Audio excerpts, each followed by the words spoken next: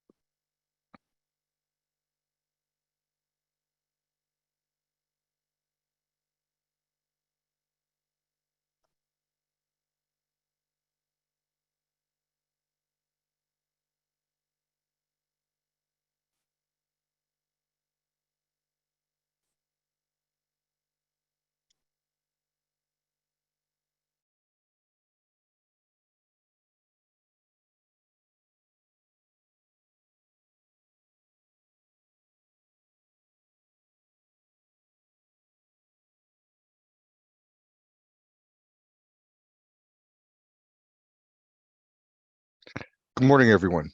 I would like to call this meeting to order at 10 o'clock. As many of you know, the governor has recently signed Public Act 101-0640, making certain amendments to the Open Meetings Act so that we, along with other boards and commissions, can continue to host virtual meetings during this COVID-19 public health emergency, provided that certain conditions are met. One of those conditions is that I, as head of the Chicago Plan Commission, determined that an in-person meeting of the Chicago Plan Commission is not practical or prudent. I want to make sure that our virtual meetings meets all the conditions of the Open Meetings Act as amended. Therefore, I'm making a determination pursuant of the newly created Section 7E2 of the Open Meeting Act that an in-person meeting of the Chicago Plan Commission is not practical nor prudent. Similarly, I'm also making a determination pursuant to the newly created Section 7E5 that because of the disaster as declared by the governor, it is unfeasible for at least one member of the Chicago Plan Commission or its chief administrative officer or its chief legal officer to be physically present at the meeting in place, inasmuch there is no physical meeting place. Before we get into the full meeting agenda for the July 21st, 2022 Chicago Plan Commission meeting, I would like to ask that everyone, because we are meeting virtually, please be mindful of your surroundings in terms of noise. Please remember to keep yourself muted when you are not speaking. The meeting is being recorded and also live streamed for public viewing. Lastly, if you are an active participant in the meeting, especially if you are speaking, please do not watch the live stream as this will cause audio interference. Thank you. I also want to provide guidance quickly to those who have pre-registered to provide testimony on cases presented for the public hearing today. Those who requested to testify at the Plan Commission today should have already submitted testimony forms, which included the speaker's full name, address, as well as the public hearing item number, and those forms that have been gathered by staff. I would also like to remind our presenters to please be mindful of their presentation length and to please stay on point in a concise and efficient manner so as to respect the time of all in attendance. Out of respect for others, speakers who should please limit your comments to 3 minutes. When your name is called, your microphone will be unmuted to allow you to make your comments. Please attempt to refrain from repeating comments that have been made by previous speakers. The public comment portion of this meeting is not a question and answer session for staff or of the applicant, but an opportunity for attendees to voice their opinions on a particular proposal. Out of respect for others, please do not interrupt or disrupt the speakers. Any individual who disrupts the presentation or any subsequent comment session may be muted and removed from the virtual hearing session. With that, I'd like to move on to a roll call. Can you please verify that you can hear me? Yes? I can hear you, yes. Thank you. With that, our roll call, Commissioner Barclay. Commissioner Biaggi, I believe, is unavailable today. Commissioner Burnett. Commissioner Brumfield is here. Commissioner Cox. Yes, here. Thank you. Commissioner Escarino. Commissioner Flores is not here. Commissioner Garza. Present. Commissioner Lightfoot. Commissioner Lyons. Commissioner Here. Moore. Oh, thank you. Commissioner Moore. Here. Commissioner Murphy, I believe, is out today. Commissioner Navarro. Present. Commissioner Osterman. Commissioner Pinheiro. Yes, here. Thank you. Commissioner Reyes, Present. Commissioner Spazada, Commissioner Tunney, Commissioner Villegas, and Commissioner Wagasback. Present. Commissioner Tanya is here. Thank you, Commissioner Tunney. We will now approve the minutes from the June 16th, 2022 regularly scheduled Plan Commission meeting. The minutes were distributed prior to today's hearing. Do I have a motion to approve the minutes from the regularly scheduled meeting of the Chicago Plan Commission held on June 16th, 2022? So moved by Commissioner Cox. So moved by Commissioner Cox, seconded by, Commissioner Wagasback. thank you, seconded by Commissioner Wagasback. With that, I will do a roll call vote. Commissioner Barclay, Commissioner Biaggi, Commissioner Burnett, Commissioner Brumfield, yes. Commissioner Cox, Yes. Commissioner Escarino, Commissioner Flores, Commissioner Garza, Yes. Commissioner Lyons, Yes. Commissioner Moore, Commissioner Murphy. Thank you, Commissioner. Commissioner Murphy, Commissioner Navarra, Yes. Commissioner Osterman, Commissioner Pinheiro, Commissioner Reyes. Yes, yes. Thank you. Pinero's yes. We have you, Commissioner. Commissioner Reyes, Yes. Commissioner Spazada, Commissioner Tunney, Yes. Commissioner Villegas, and Commissioner Wagasback. Yes. Thank you. Motion passes. We now take public testimony for those items remaining on the agenda today. And actually, for the first time since I've been on the Plan Commission, we did not receive any pre-registered speakers for this month. And none who have submitted a speaking form ahead of items for today.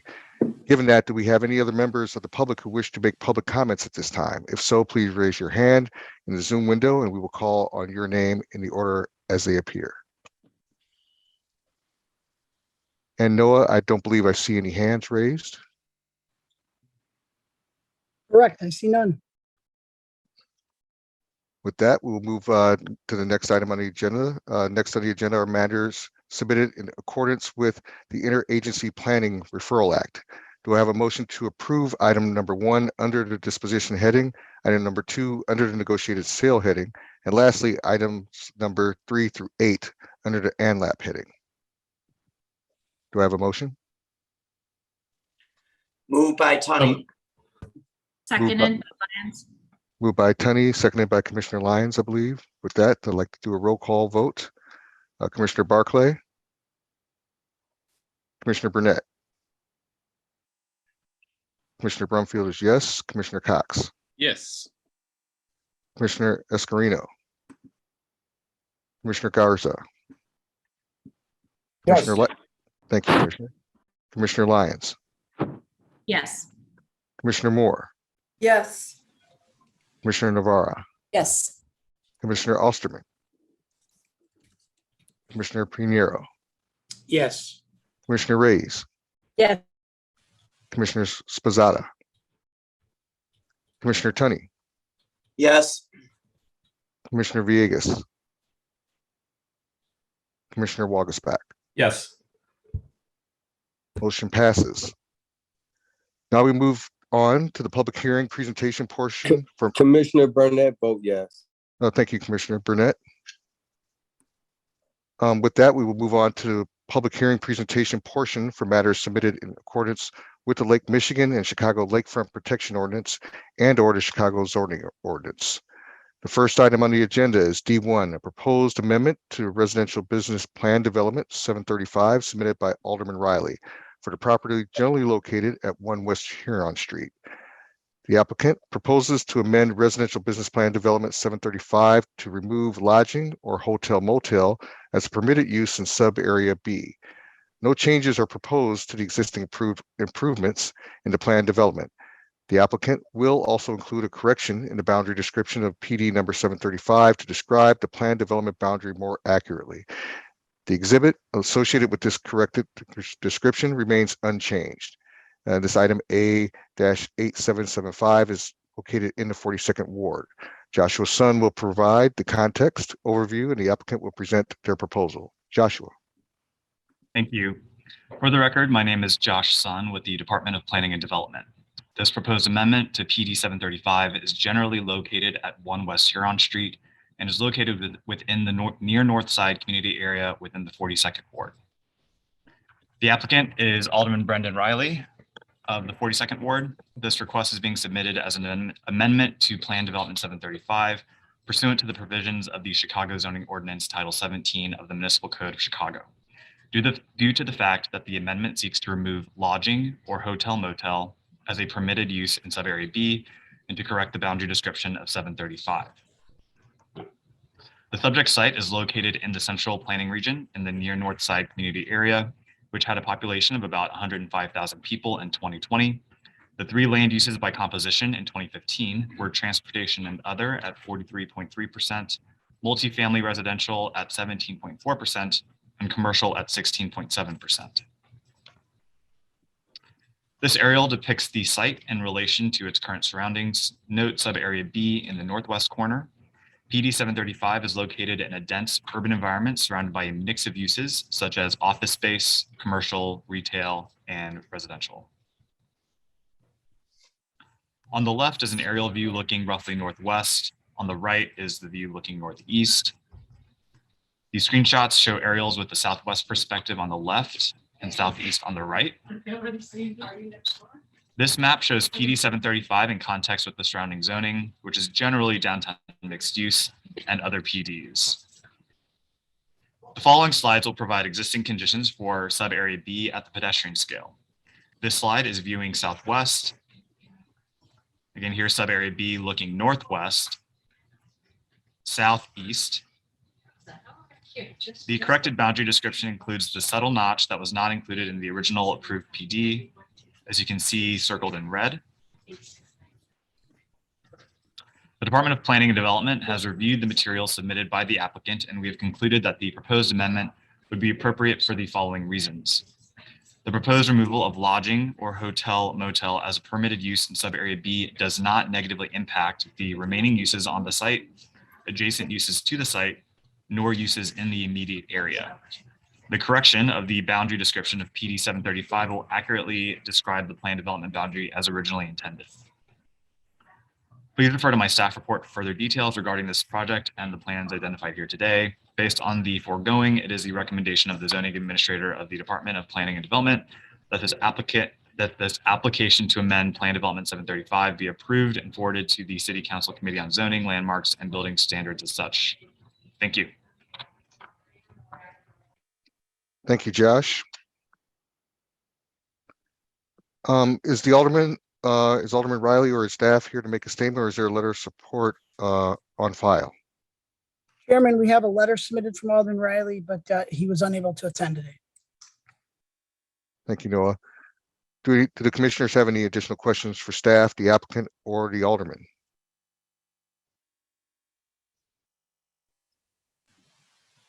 I'm checking my board. I believe that is a no.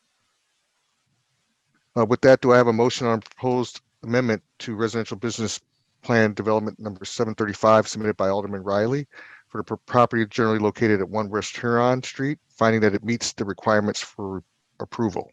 Do I have a motion? Make the motion, Garza. Second, Reyes. Thank you. I believe that was Commissioner Garza and seconded by Commissioner Reyes. Thank you. With that, I would like to do a roll call vote. Commissioner Barclay. Yes. Commissioner Burnett. Commissioner Brumfield is yes. Commissioner Cox. Yes. Commissioner Garza. Yes. Commissioner Lightfoot. Commissioner Lyons. Commissioner Moore. Commissioner Navarro. Yes. Commissioner Osterman. Commissioner Pinheiro. Yes.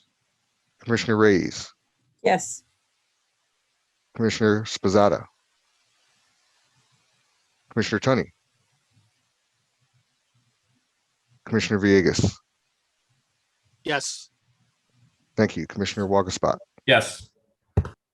Motion Chairman, pat- for the Chairman, sorry, Noah, for the record, I just want to reflect, Commissioner Lyons is a recusal for this item due to the hotel use. And Commissioner Burnett votes yes. Thank you, Commissioner Burnett, and thank you, Noah. The motion passes. Moving along, next item on the agenda is D2, a proposed residential plan development in the Lake Michigan and Chicago Lakefront Protection Ordinance application submitted by K. Giles LLC, Inc. for the property generally located at 640 West Irvine Park Road and 4030 North Marine Drive. The property is currently zoned RT4 and is within the private use zone, of the Lake Michigan and Chicago Lakefront Protection District. The applicant proposes to change the zoning designation from R2-4 to RM-6 and then to a residential plan development. The applicant proposes the rehabilitation of the existing building in accordance with the applicable landmark requirements and the construction of a new 23-story senior living residential building. This is 20753 LF number 770, located in the 46th Ward. Cindy Rubik will provide the context overview and the applicant will present their proposal. Cindy. Thank you. Good morning, Commissioners. For the record, my name is Cindy Chen Rubik, Deputy Commissioner at the Department of Planning and Development. I do want to note that Michael Berkshire was the project manager for this PD application and Lakefront Protection Application project, but after many, many years of public service, he retired last month, so I'm presenting before you. This PD application was introduced to the City Council on June 25th last year, and the Lakefront Protection Ordinance application was filed in July last year. Going forward, the property is identified at 640 West Irving Park Road and 4030 North Marine Drive, and is generally located at the intersection of West Irving Park Road and North Marine Drive. The applicant is K. Giles LLC and proposes to change the zoning designation from RT-4 to RM-6 and then to a residential plan development. The request for the proposed residential plan development is to allow the applicant to rehabilitate the existing buildings within sub-area A, which are designated Chicago landmark and listed on the National Register of Historical Places, and then to construct a new standalone 250-foot tall senior living building within sub-area B. The rehabilitated Immaculata buildings will contain up to 245 rental residential units within the existing school assembly spaces, auditorium, and gym. These would be reused as amenity areas for the residences. The proposed new senior building will contain up to 192 units, of which 100 units will be independent living, 60 units will be for assisted living, and 32 units will be for memory care residents. I do want to note that the proposed rehabilitation of the landmark buildings and the new construction structure was presented and approved at the July 7th Permit Review Committee meeting. So the site is located within the Uptown community area, which is a population of just over 57,000 and an average household size of 1.7 with a median income levels of $55,109. The area has historically been a residential area with nearby commercial corridor along Broadway. This site along Marine Drive to South Lakeshore Drive is characterized by high rises with lower scale development towards the west, and it is well served by transit. The proposed project is a mandatory plan development per the fact that the PD for this zoning district, which is the existing district is RT-4, exceeds the net site area of 3 acres, as well as the fact that it exceeds the threshold of 30 units in an RT4 district. As you can see on the zoning map, the subject property is abutted by a property directly north that has an RM6 designation and properties directly south that have RM6.5 designation. This map shows the land use in the context of the subject property, predominantly multi-unit residential uses, and there's also the Walt Disney Magnet Elementary School 1 block to the north. The subject property is a transit-served location due to its proximity to several buses that run along Marine Drive, as well as Irving Park. The property is commonly known as 640 West Irving Park Road and consists of approximately 143,536 square feet of land. The property has frontage on West Irving Park Road, North Marine Drive, and West Bittersweet Place. And the property is improved with 3- and 4-story buildings that were originally used as school housing at its peak, with approximately 1,200 students. This is known as the Immaculata buildings. The original portion of the Immaculata buildings was constructed in 1922, and additional buildings were constructed in 1954 and 55. The buildings were designated, all of the buildings are designated a Chicago landmark in July of 1983, and it was included in the National Register of Historic Places in August of 1977. The complex has been owned by the American Islamic College since 1981, but they have only used about 1/10 of the space and do not have the ability to continue and maintain and operate within the facility. The massing, here are a few photos of the context, as you can see along Bittersweet to the left and along Irving Park to the right. And here is the existing surface parking lot. This is the area where the new high-rise is located. And then some of the photos of the interior spaces that will be reused as resident amenity spaces. The massing, shaping, and design of the new high-rise has evolved significantly over the last 2 years based on both DPD and community input. I'm going to transfer the presentation now to Rolanda Acosta, the zoning attorney for the team. Good morning, Mr. Chairman, members of the Plan Commission. Rolando Acosta here on behalf of the applicant. Here with me, I have Keith Giles, who is the developer for the project, Jerry Wallach, who is the architect for the senior building, Greg Gibson, who is the architect for the Immaculata rehabilitation, Louis Abuna, who is our traffic consultant, and also Mr. Timothy Giannotti, who is the president of the American Islamic College. We went through a massing study. So this started over 2 years ago, and we started with some initial community meetings to get feedback, and then proceeded to go through a massing exercise with the Department of Planning and Development, which you can see here, the 3 options that were presented and evaluated. And it was determined that the center option, or the L-shaped, and in blue is the upper floors of the senior building, gray is the garage or base of the building, as well as the lobby, that the L-shaped form for the upper floors created a more slender profile. It also allowed for greater solar penetration and brought the building closer to Bittersweet, continuing the street wall that currently exists along Bittersweet. It also provided for the upper floors to have greater separation from both the Immaculata building, but also from the Paddington, which is a building to our west that's on the National Register of Historic Places, and provided greater visual interest along Lakeshore Drive, DeSable Lakeshore Drive. It also is similar in shape to the building immediately to our north. This is a timeline showing the multiple community meetings. We've had a very exhaustive and extensive community outreach process that took over 1.5 years with multiple meetings with many stakeholders. And we also had meetings and reviews by the Illinois and federal landmark agencies to ensure that the rehabilitation of the proposed Immaculata buildings, the existing buildings, would meet their standards, and also that the placement of the tower within the complex also would be consistent with the landmark status. We received initial support from the state as well as from the National Park Service in Washington, D.C.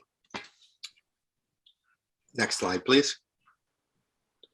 I should say on the prior slide, we did culminate everything with a meeting before the Alderman's Planning and Zoning Committee and a vote of that committee that was with 21 members in favor, I think 7 opposed and 3 in abstention. But so the uptown population is about 58,000, 57,000 people. Approximately 18% of it is in the 50 to 64 age range, which is the population that is getting to that point in time where a senior building would be a suitable place for them to relocate. We did a review of buildings, senior buildings within 2 miles of the site. You can see the map on the left, and found that there were really only 4 comparable buildings. And by comparable buildings, we mean buildings that have been built in the last 30 years or so, that have a combination of independent living, memory care, and assisted living on site. We found only 4. And of the 4, 3 are over 30 years old. The Admiral at the Lake at Foster, sort of at the north end of Uptown, is the only building that was built in the last decade, and obviously built before the COVID pandemic. This will be, the proposed building will be a state-of-the-art in terms of air handling in the building, obviously state-of-the-art in terms of technology. So it would be the first modern building, a senior building built in this area. And it does fill a gap because you can tell that 2 of the buildings are far north, 2 of the buildings are far south. There's really nothing in the center of Uptown to serve the senior population. The site plan for the building is on the screen currently, and it was obviously following the shape and massing of the massings that resulted from the massing study. In light green, you see the first 4 floors of the proposed new senior building. In gray, you see the Immaculata buildings. The ones with the flat roof are the 50s edition. The one with the pitched roof is the original 1920s building. But the building's base goes up 4 floors. Then there is a roof deck. It maintains that 4-story portion, maintains the 60-foot setback from the Paddington that exists today, that is today Softscape. It's actually a children's playground for a use that was in the building. And we are converting that into a residence garden, so keeping that as green space and maintaining a 60-foot separation at that level from the Paddington to our west. The 5th floor of the building projects out slightly from the upper floors, and it has on top a roof terrace. Again, these would be resident amenities for outdoor space. And then from above the 5th floor rises the upper floors up to the 22 stories. We maintain that the tower, or the upper portions, maintain 120-foot separation from the Paddington to the west. So this is one of the benefits of the shape that was determined, because it does place it in the center, allows for the greatest separation from our immediate neighbors. It also allows for separation from the Immaculata building. There's a 12-foot promenade, but that is able to expand to 33 feet because of the way the parking access has been arranged, which separates the upper floors of the building from the existing Immaculata building. It significantly landscapes the immediate, no, go ahead, Sydney, to the next one's fine. There's significant upgrades in the landscaping. The perimeter landscaping is rather extensive in terms of green space today on the complex. That will be maintained, improved. Additional trees will be added along Irving Park Road where there's gaps in the existing parkway trees. New landscaping would be provided near the main Immaculata entrance off of Irving Park Road, sort of in the center of the complex. There's an existing surface parking lot that has no landscaping. That will be extensively landscaped as part of this project. You can see the resident garden on the west. You can also see the forecourt for the new senior building. The ground floor is recessed and the upper floor is cantilever above it, or extend above it. But we have landscaping along the western perimeter, the buffer, the 3 flats that are to our west. We also have a landscape aisle in the center, and then a new landscape feature along the north, sort of east side of the driveway off of Bittersweet, and extensive landscaping along the perimeter of the building and within the parking lot. The landscaping was reviewed by CDOT's landscape architects in terms of the public way, by DPD's landscape architects in terms of the internal landscaping, and approved by both. Next slide, please. This is a greater detail of the landscape plan, a little difficult to see, but you can tell by the detail how extensive it is. Pedestrian passage, addressing standards in the zoning ordinance for plan development approval. as well as Lakefront Protection Ordinance Policy Number 8. In reddish pink are paths that will exist to provide access from the adjacent public sidewalks to the main entrances of the Immaculata building, as well as the new senior building, including multiple entrances to the Immaculata building because it does have multiple main points of entry. In blue are secondary entrances, including a new entrance directly from Bittersweet to the 1950s edition of the Immaculata building, and a passageway through the shared pedestrian vehicular bridge. There's a bridge over right there where Cindy is noting at the second floor that allows access from Marine Drive. So we've created a passageway that way into the complex. And I should have noted, we've also created a through block pedestrian connection with a passageway along the western edge of the site that leads from Irving Park Road all the way around the site to Bittersweet. This allows the need to have to actually go around the block to get to Irving Park Road for our residents. Next slide, please. From a traffic perspective, being mindful of the traffic in the area and of the residential nature of Bittersweet, we've attempted to divide the traffic into multiple points of entry. The shown in sort of a dashed orange line is the main entry to the senior building through the forecourt and the circulation pattern back into the garage that sits at the base of the building.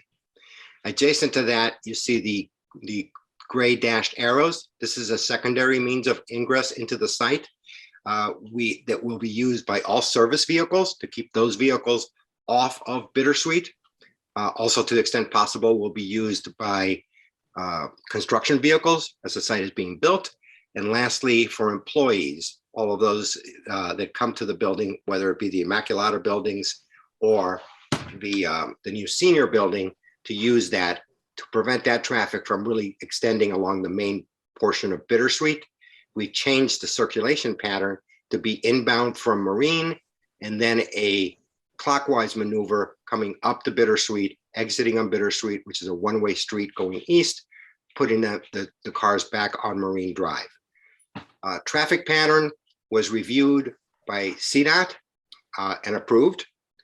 It also was reviewed by the Fire Protection Bureau to make sure that they had suitable access for emergency vehicles to all portions of the site, including the separations between the new proposed building and Immaculata building, to make sure that their equipment and personnel could access the back of the site and provide necessary emergency services.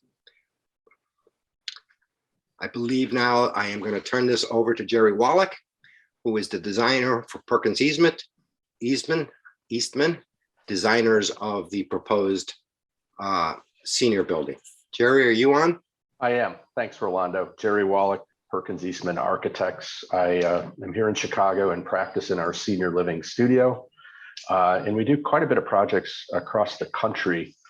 And just to highlight a few things that Cindy brought up, this is a combination. These buildings are referred to, in the retirement community language as continuing care retirement communities or life plan communities. So independent living, assisted living, and assisted memory care allow people to age in place as they need more services. It's quite heavy with an amenity package, dining, and cultural arts.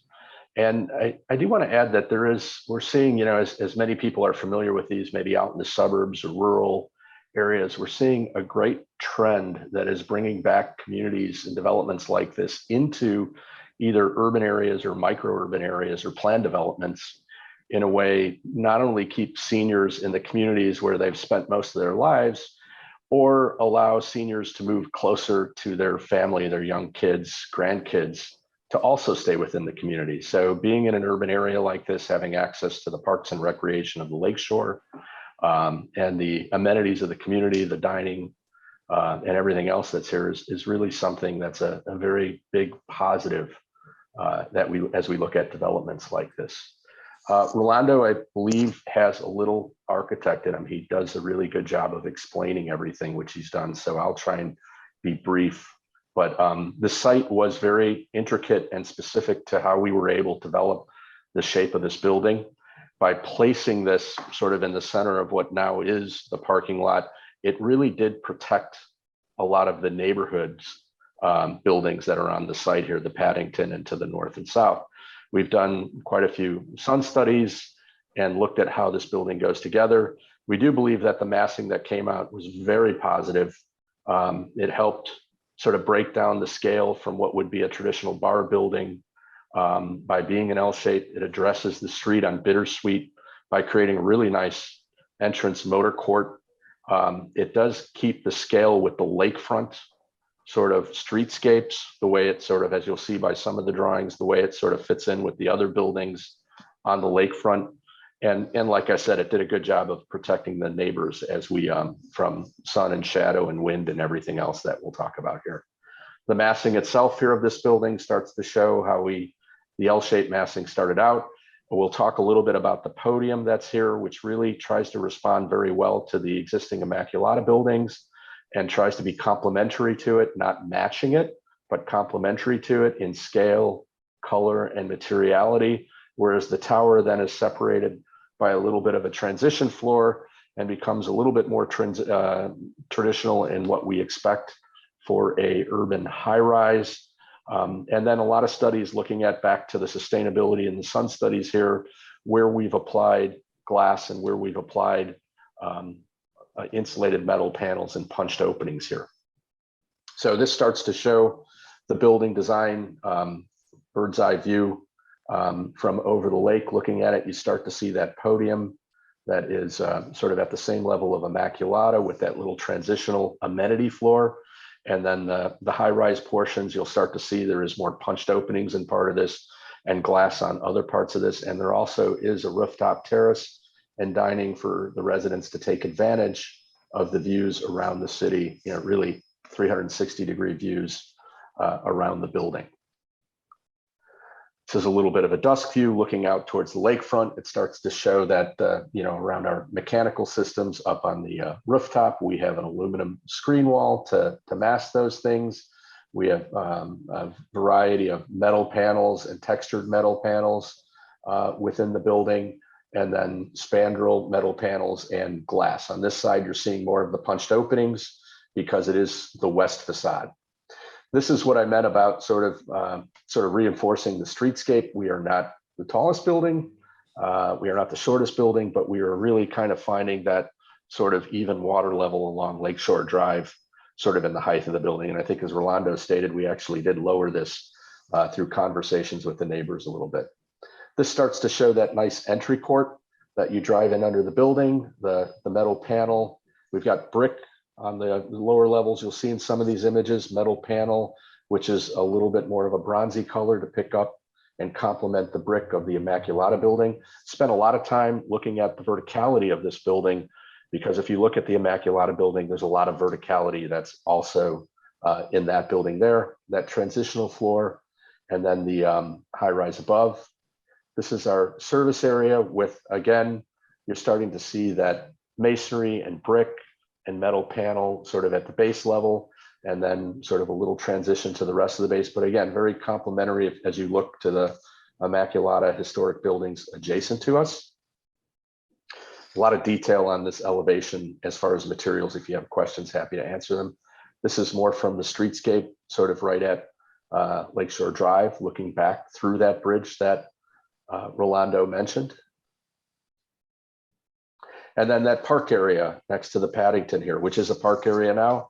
And this is really actually a nice place to keep the park area because it gets lots of sun from the south and western elevation. And you start to see that materiality of the masonry, the brick, the textured metal panels, really, you know, again, complementary, but still has that sort of a little bit more of a clean, modern approach to our aesthetic. And then the esplanade between the buildings with murals here as a way to circulate between the Immaculata building and our building. Not much there. And then we start to get into detail here that lists in these axonometrics the variety of either the punched openings, the metal panels, the insulated metal panels, or the glass. I know there's a lot of detail here, I'm not sure. And then the full black and white sort of elevations. That cover all the points, Rolando? It did. Thank you, Jerry. Okay. Now I'd like to move to Greg Gibson from Level Architecture, who is the primary architect for the rehabilitation of Immaculata, to quickly walk you through that proposed work. Greg? Thanks, Rolando. The work on the existing buildings will all be done per the Secretary of Interior standards for rehabilitation.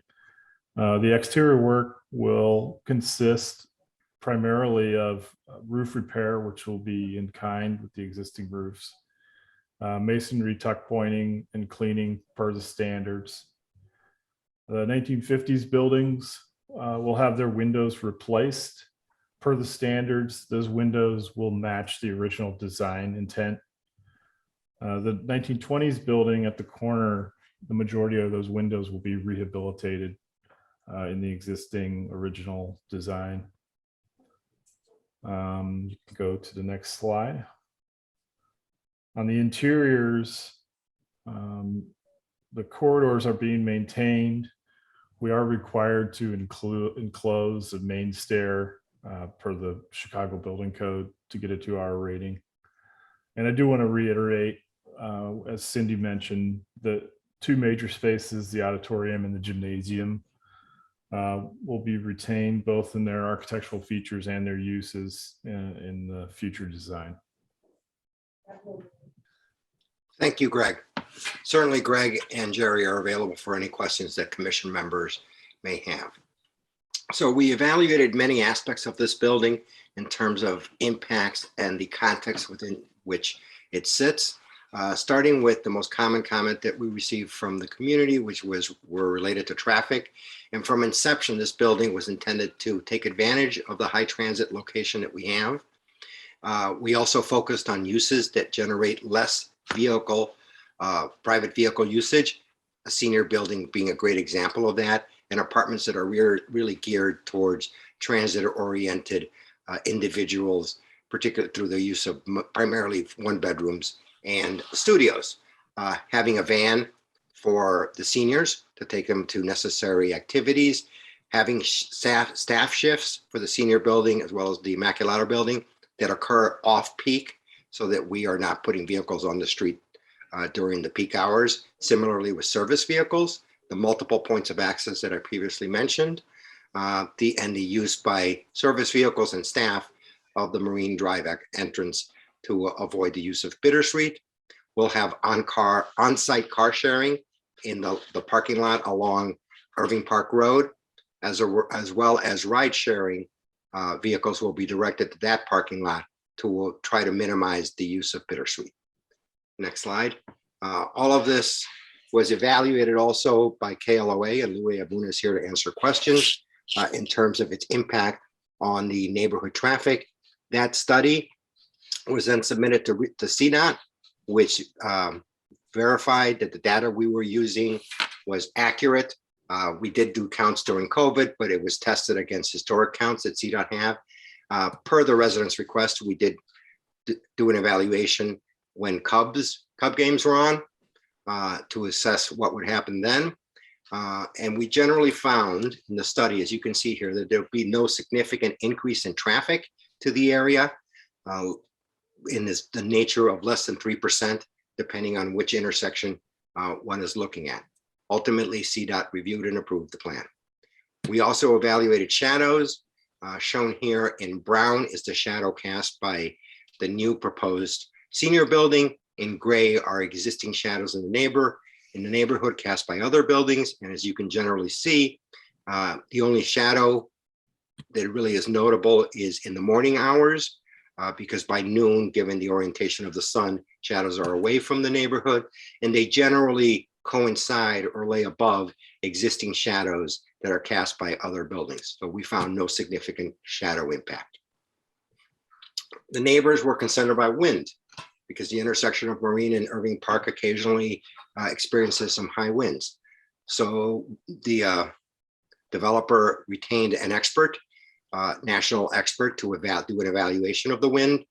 And he found, after reviewing the matter, that there would be no significant offsite wind impact, primarily because the base of the building itself is shielded at the base by the Immaculata buildings, as well as the setback of the tower from the upper portions of the building that will deflect wind and keep it from hitting the sidewalks, any wind that's captured by the upper levels of the building. So as a result, no major shadow impact. We will conform to the sustainability policies of the city of Chicago, both in the rehabilitation of the Immaculata building, as well as in the construction of the new building.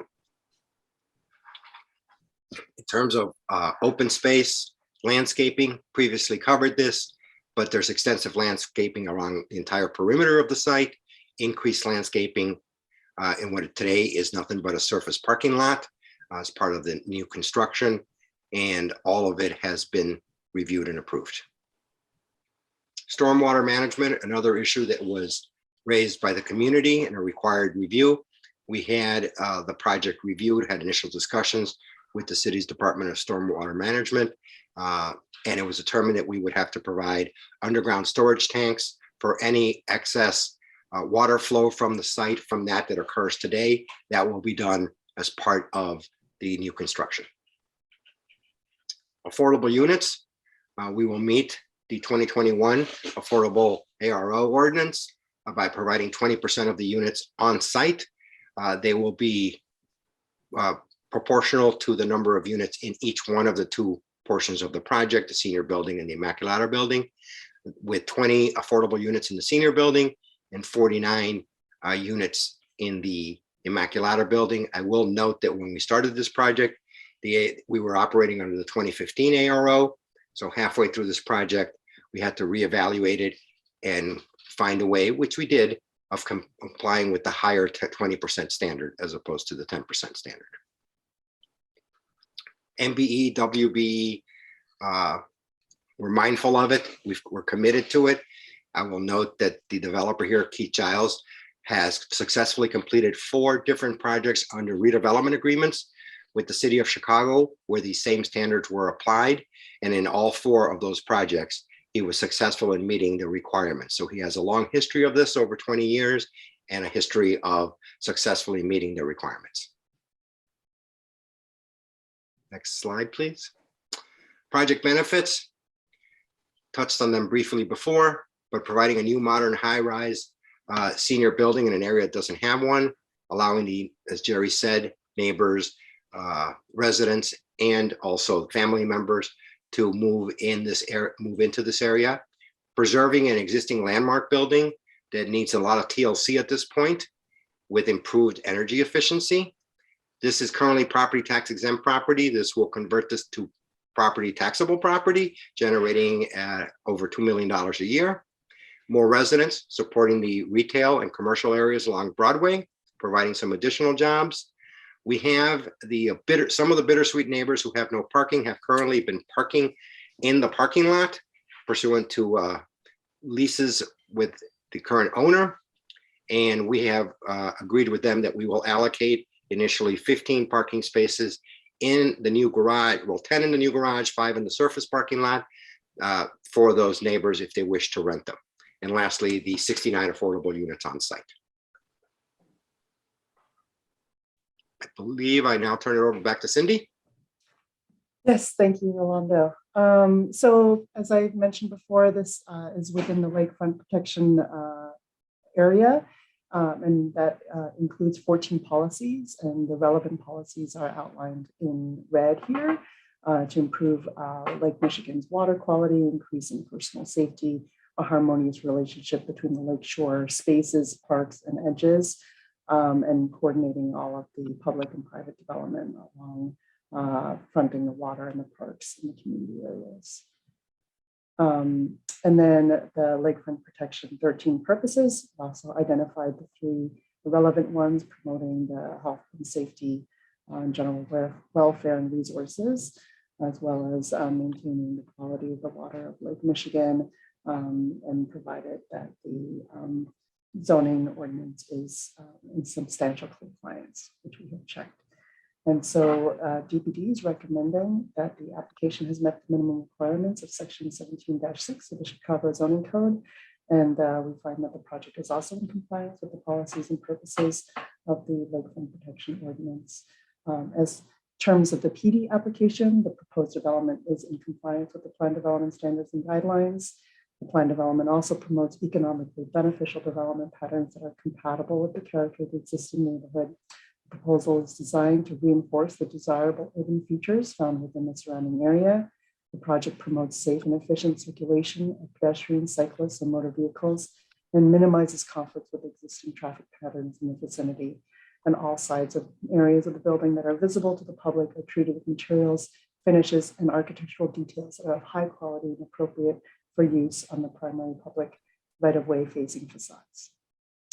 And that's the end of my presentation. Thank you, Cindy, and thank you, Mr. Acosta. I believe we have a question from Commissioner Tunney, followed by Commissioner Reyes. Thank you, Chairman. I'm very familiar with this intersection. It's probably one of the busiest on the north side currently. You've kind of dwelled, not enough for me, on the number of parking spaces. This is in the number of units combined. Obviously, you talked a lot about the senior portion of it. The Brookdale is in my ward. They have a tremendous amount of visitors, and they're basically parents, whatever. I mean, probably not enough visitors for the seniors in their own mind, but talk to me about parking and how that was discussed with the community. And then more specifically,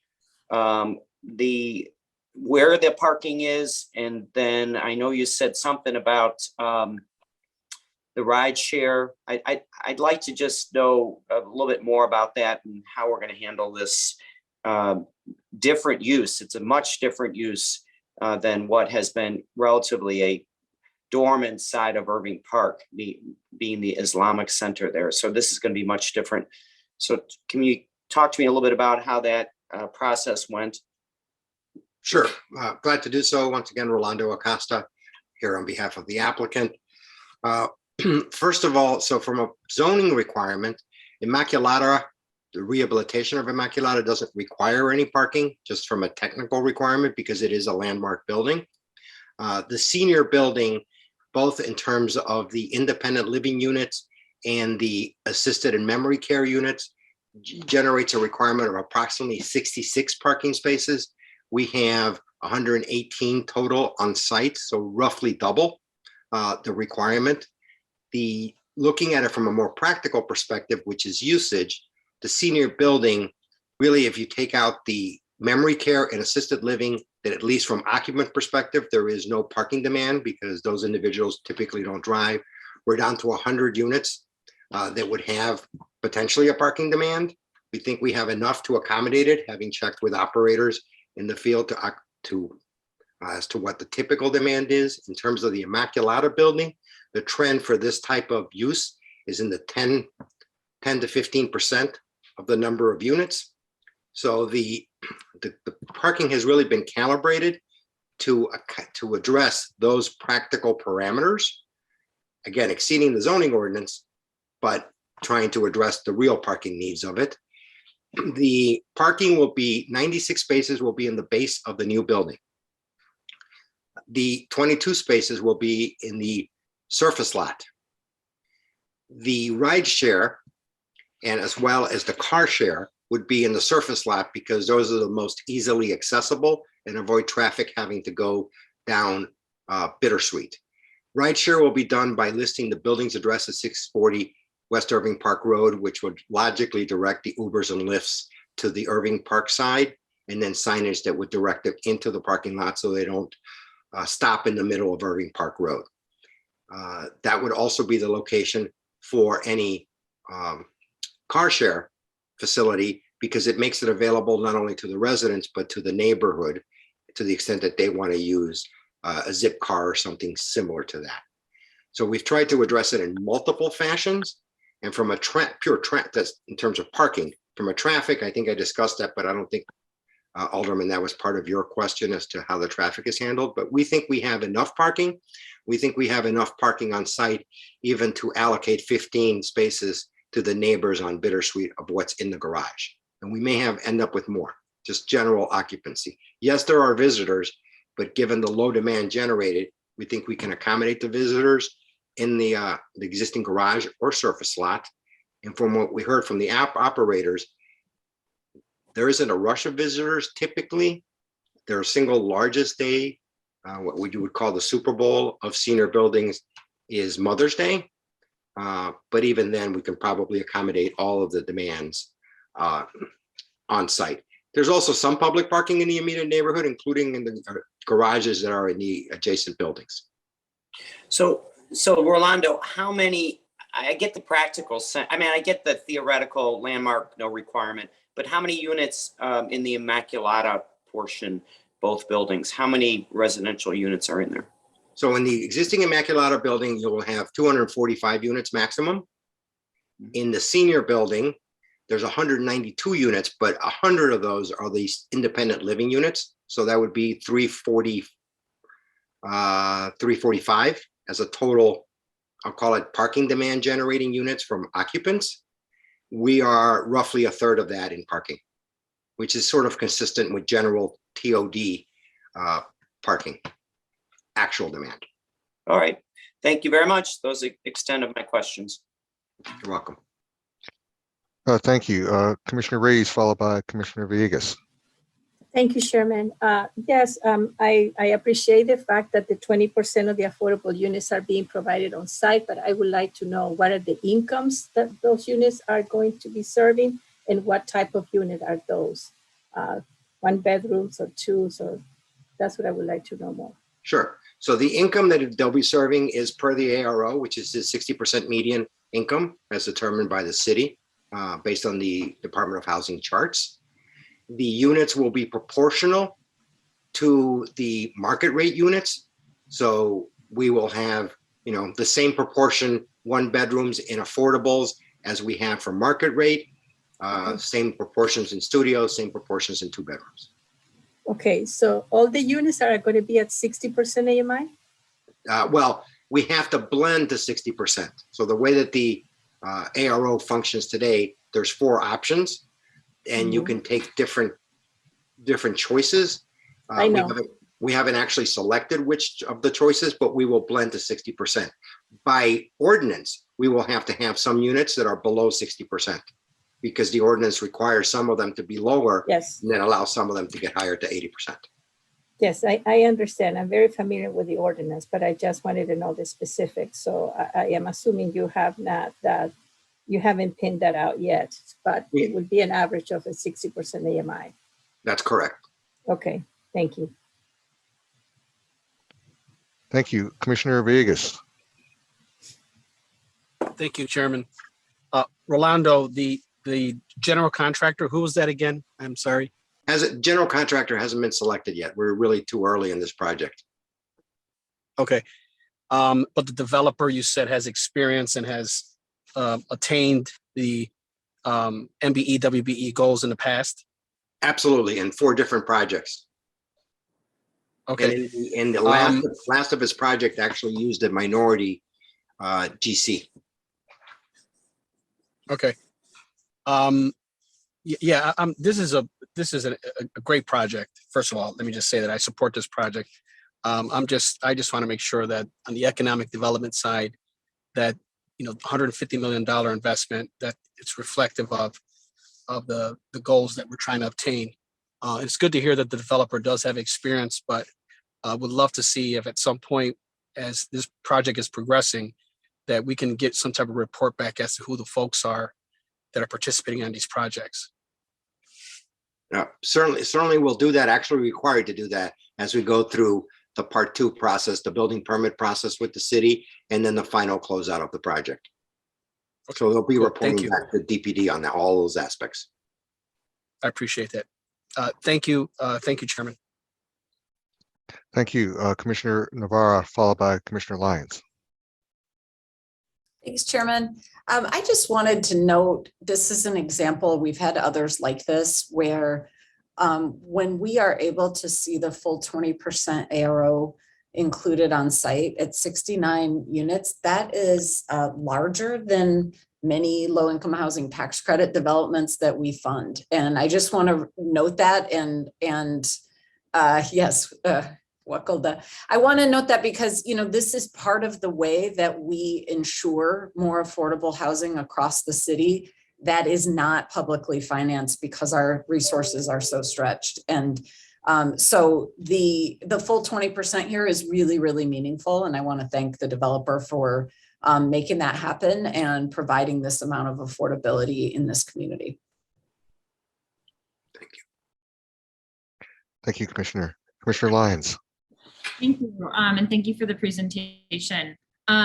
Just a couple of questions about the permanent jobs that will be created. I'm wondering if you can give a sense of sort of what folks can expect in terms of the quality of those permanent jobs for folks who will be working. And one question I noted, I know traffic has been a big issue. I noted it sounds like there's a shuttle service from seniors to public transportation. I think I heard that correctly. I'm curious about whether that would also be available to employees to encourage the use of public transportation from by permanent employees, as well as potentially transit passes. I'm wondering if that has been considered for this project. So taking your questions in order, I forgot your first question now that I want to take them in order, but I can about traffic and parking. The shuttle is intended not to take them to public transportation because it could, but public transportation is basically available in terms of buses at the doorstep here. There's extensive Marine Drive bus system, a lot of which are express to downtown. The shuttle is really intended to take them to regular activities. If they want to go shopping, they want to go to the grocery store, those types of activities, running sort of on demand as frequently as demand generates. Certainly a staffer could be part of that and go do their shopping with the seniors. Probably some will, because you're going to have to probably accompany some of these seniors to the shopping. So that logically will happen. I remembered your first question, which is in terms, we haven't yet considered something like a transit pass. We certainly can. We believe the statistics that we received from some of the operators was that about 50% of staff, first of all, they try to hire from the neighborhood. That's one way of trying to avoid private use vehicles. People who can walk or take a short bus ride to their job, it's much better than driving their car. And they're generally find about 50% of their staff numbers will use public transportation to get to the site. The single largest peak is in the 25 to 30 individuals on site. And that's a combination of building support individuals, maintenance, reception type individuals, as well as nursing at various levels, staff that man the senior building. So they're all relatively well-paid jobs, particularly in the nursing area of the building. Hopefully that answers all your questions. I understand Alderman Kappelman is here, but before I turn it over to him, I just do want to commend the team. I have to admit, when I first reviewed this, I felt the building was a little kind of squeezed into the site, but after reviewing it closely, especially after today's presentation, I have to say it's nestled nicely into the site, and I really appreciate the work that the design team has done working with DPD to really make that ground floor experience, to be part of this block. So well done in general. With that, Alderman Kappelman.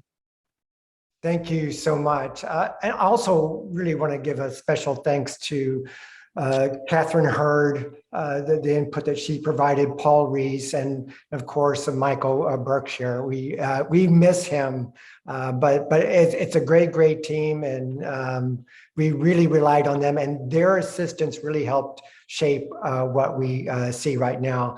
We also had a lot of input from the local neighborhood organization, Buena Park Neighbors, and they supported it, and also the development team of Uptown United, who also supported it. Their input was crucial.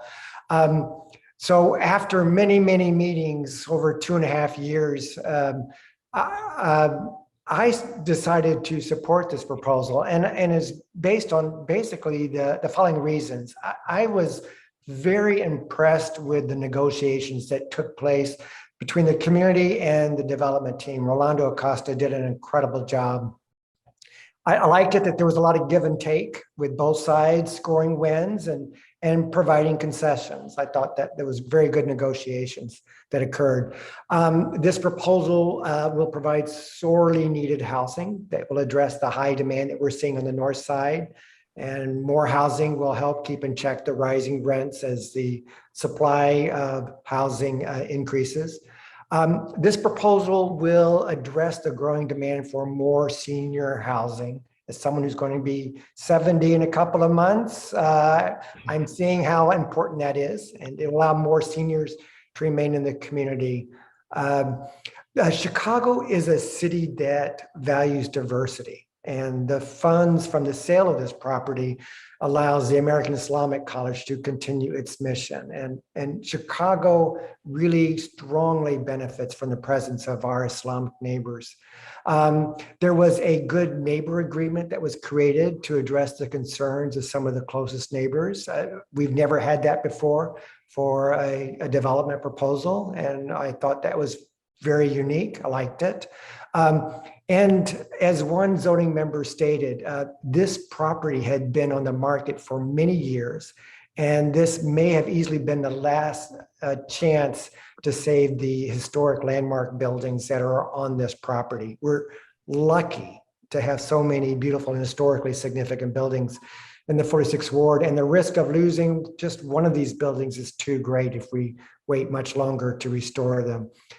So it's with a vote of 21 in favor and 7 opposed and 3 abstaining that I agreed to support the 46th Ward Zoning Development Committee because I believe the benefits far outweigh any negative repercussions that were present. So I ask for your favorable vote to approve this development.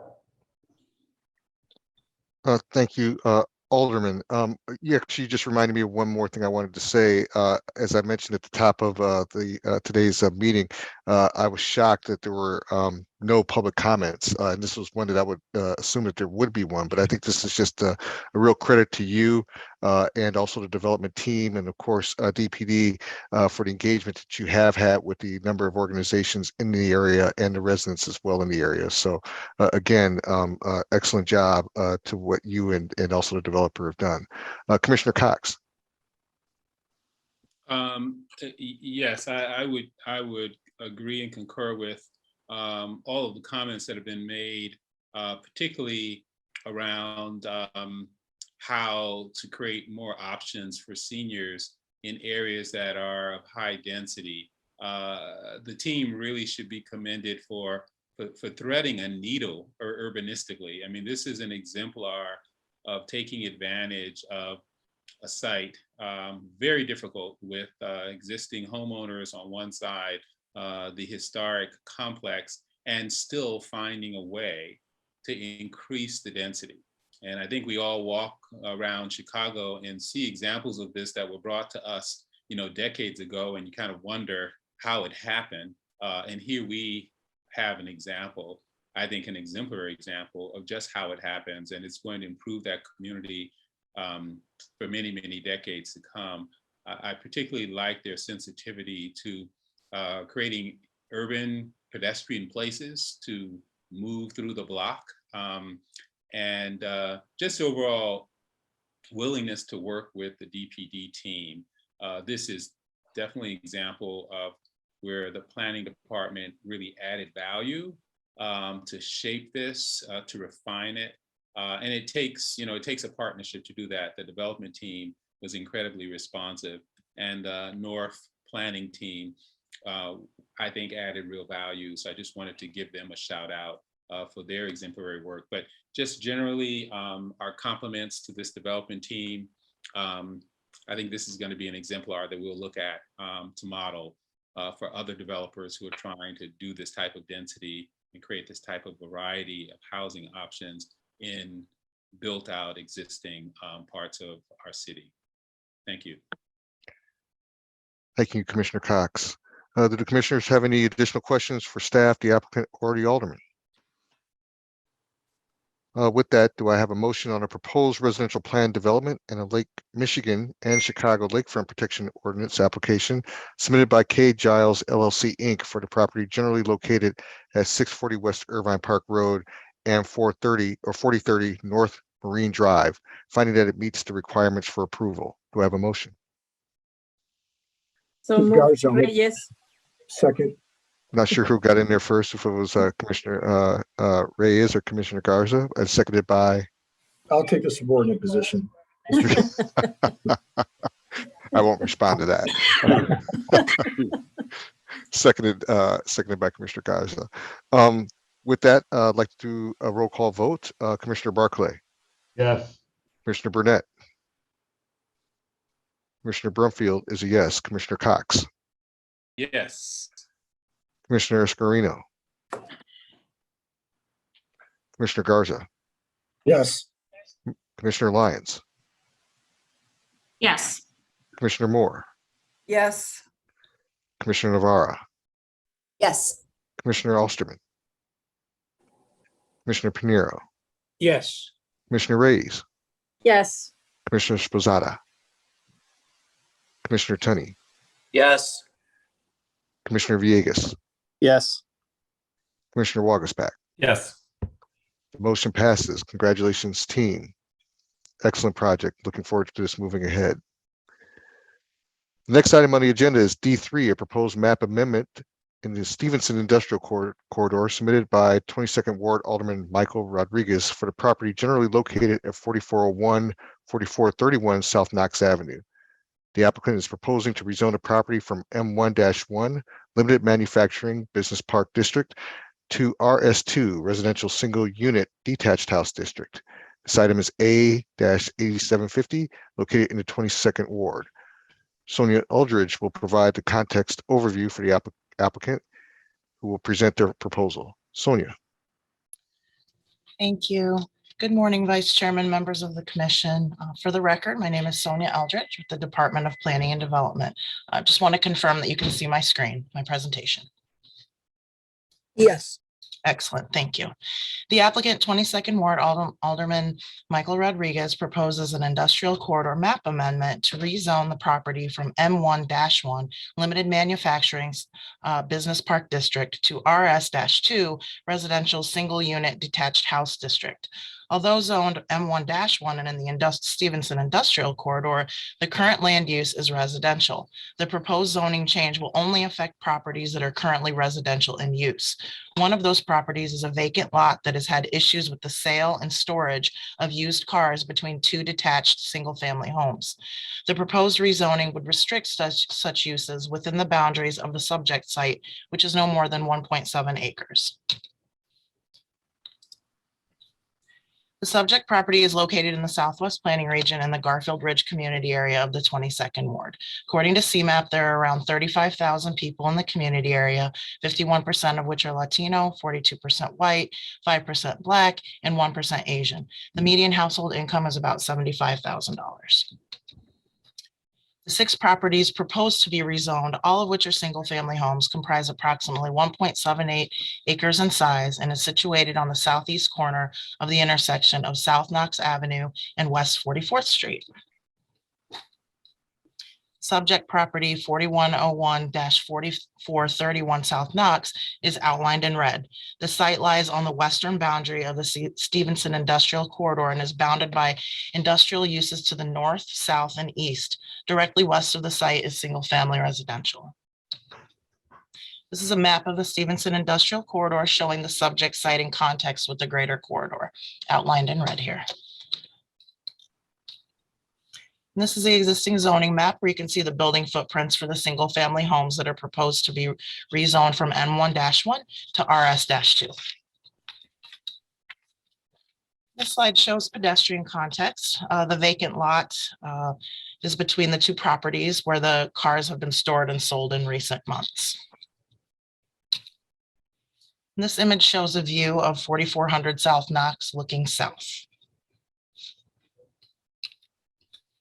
Based on the foregoing, the zoning administrator recommends that the application for this industrial corridor map amendment be approved and forwarded to the City Council Committee on Zoning, Landmarks, and Building Standards as such. Thank you.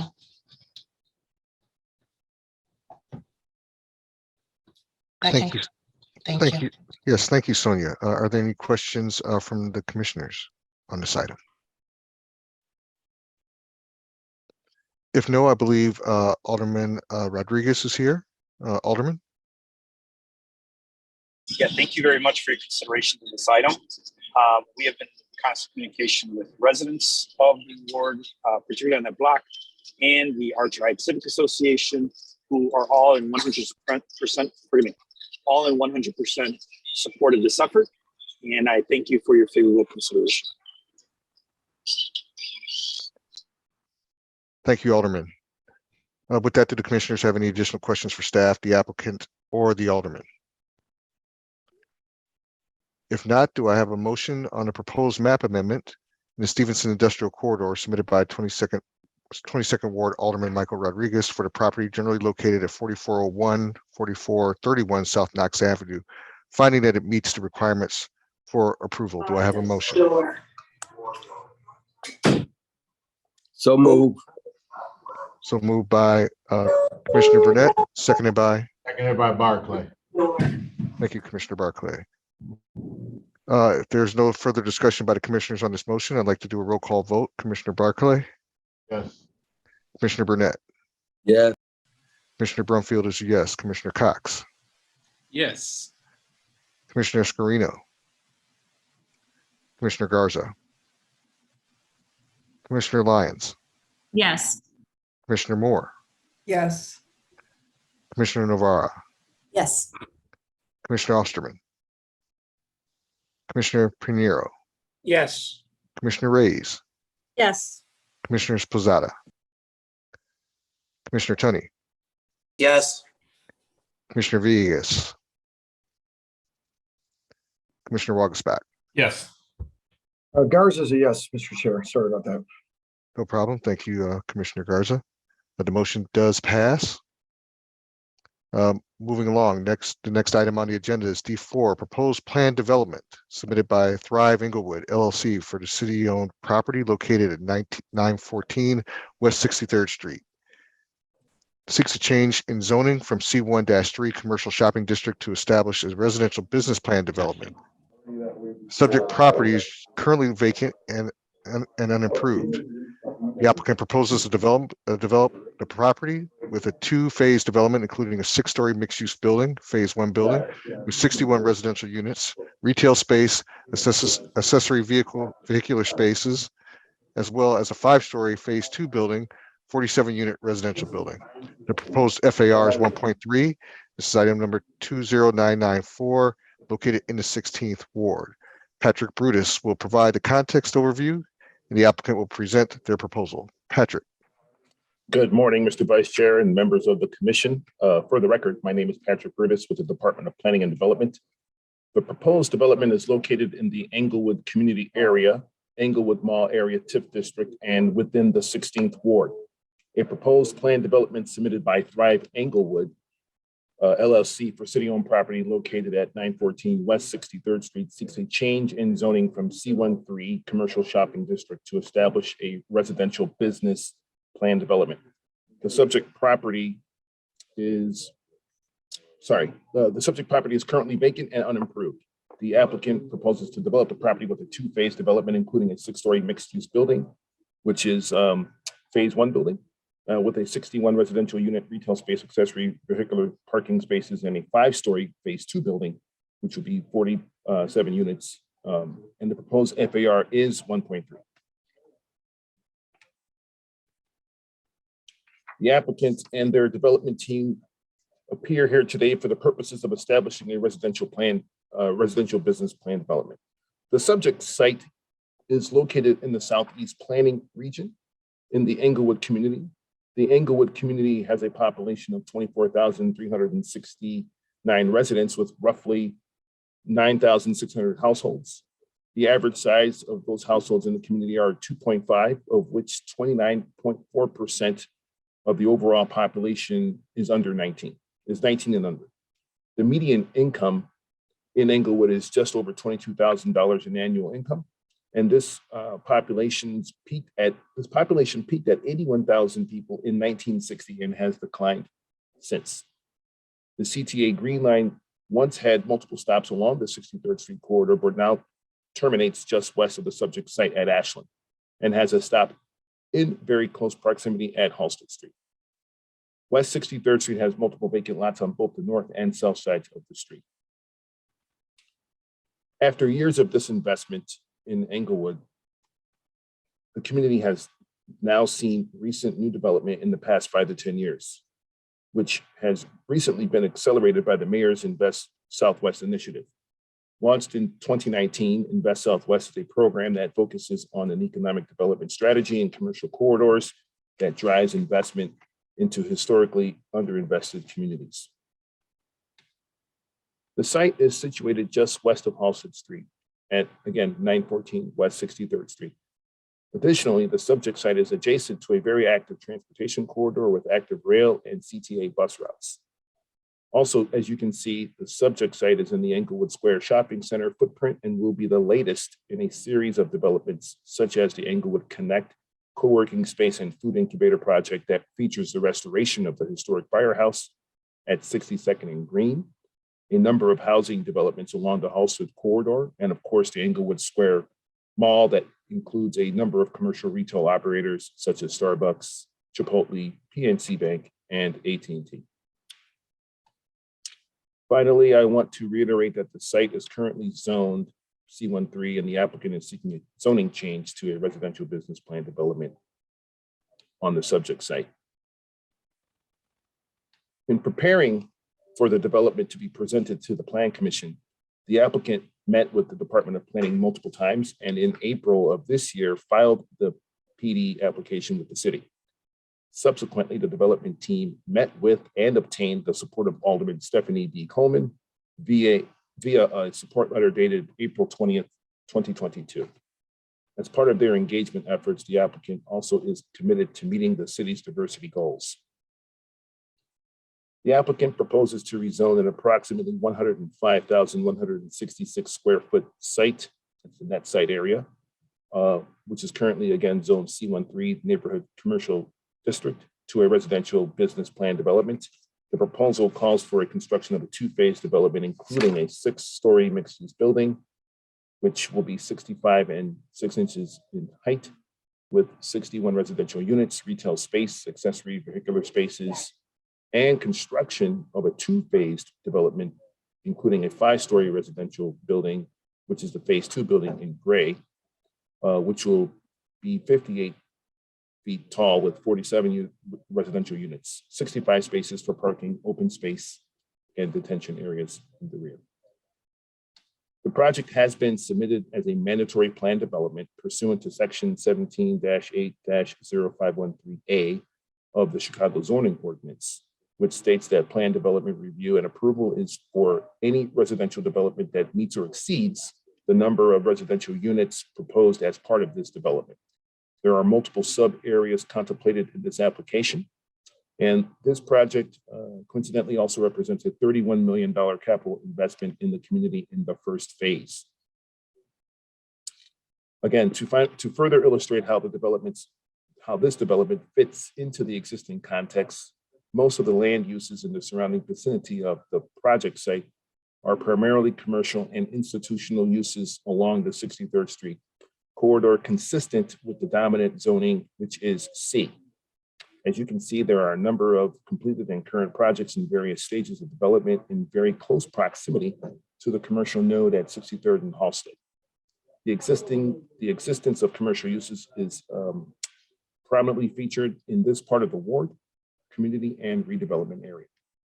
The proposed use is suitable for this site, while again meeting the context of this rapidly developing area.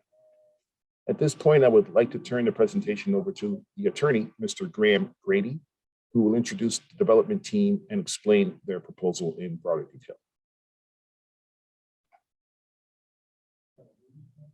Graham?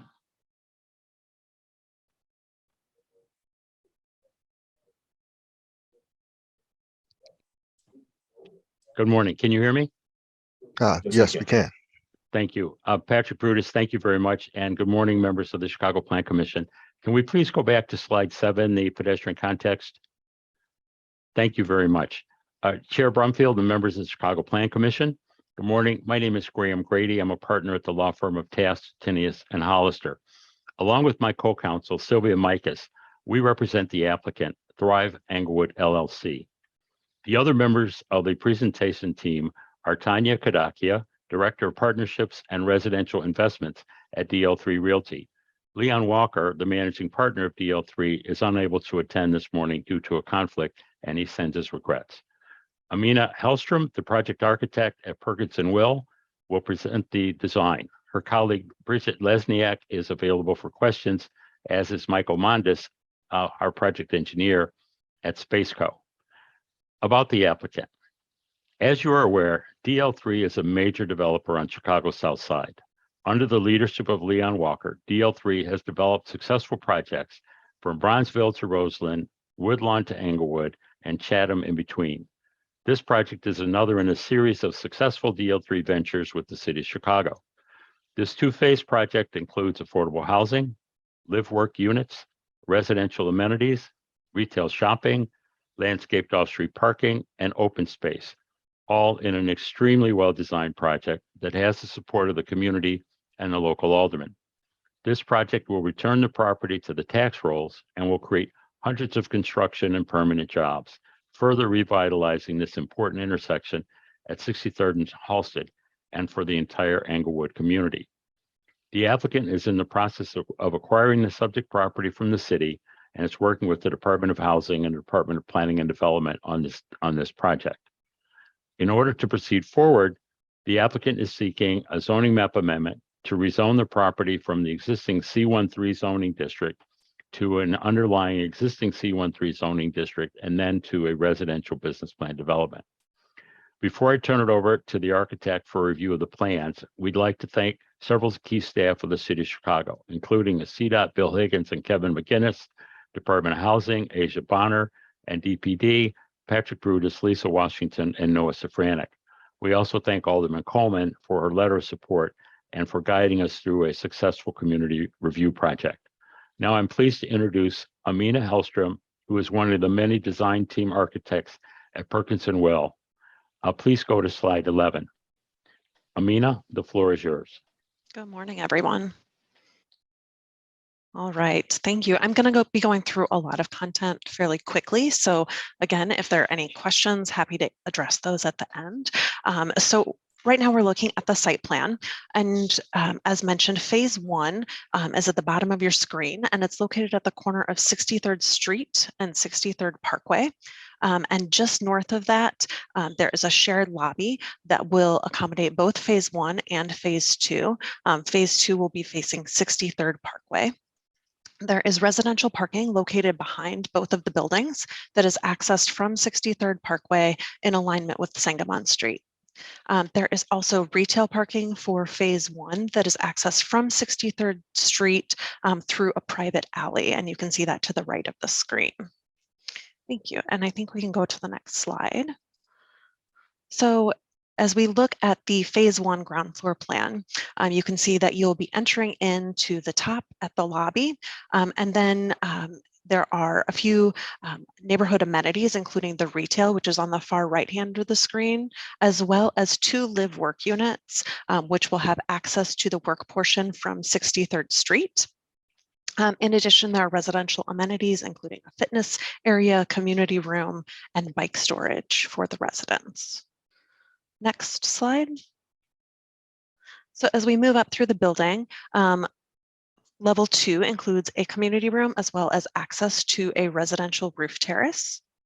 And it starts to show some of the residential units throughout. We have 1 bed through 3 bedroom units. Now, if we go to the next plan, levels 3 through 6 are our typical floor plans. And again, these include the same mix of 1 through 3 bedroom units with ample light and views from those units. If we keep moving, we will go to the roof plan. So the roof plan is being used for mechanical units and is only accessible for maintenance, so will not be accessible to the residents. And if we keep moving, we can see the landscape plan. So this is compliant with the City of Chicago Landscape Ordinance. And as you can see to the north, the area that's in the white, yes, there, this will be maintained as open space. And then we'll zoom in on the next page to look at the phase 1 landscape plan. Perfect. Okay, so phase 1 will include all of the parking for phase 1 and phase 2. It will also include improvements adjacent to the right-of-way and a private event lawn at the rear of the phase 1 building for residents. The area that is proposed for the future phase 2 building will be turf until that phase 2 building goes in. And on the right side of the plan, you can see those parking spaces as well as a small plaza directly off 63rd Street that serves the retail area as well as the live work units. Next up, okay. So as we go through the elevations, I'm going to go through these fairly quickly. The west elevation is the primary entry to the building. The primary entry is the lower portion on the left. And again, that's intended to be connected with the phase 2 building in the future. And on the right, you can see that we have a 6-story building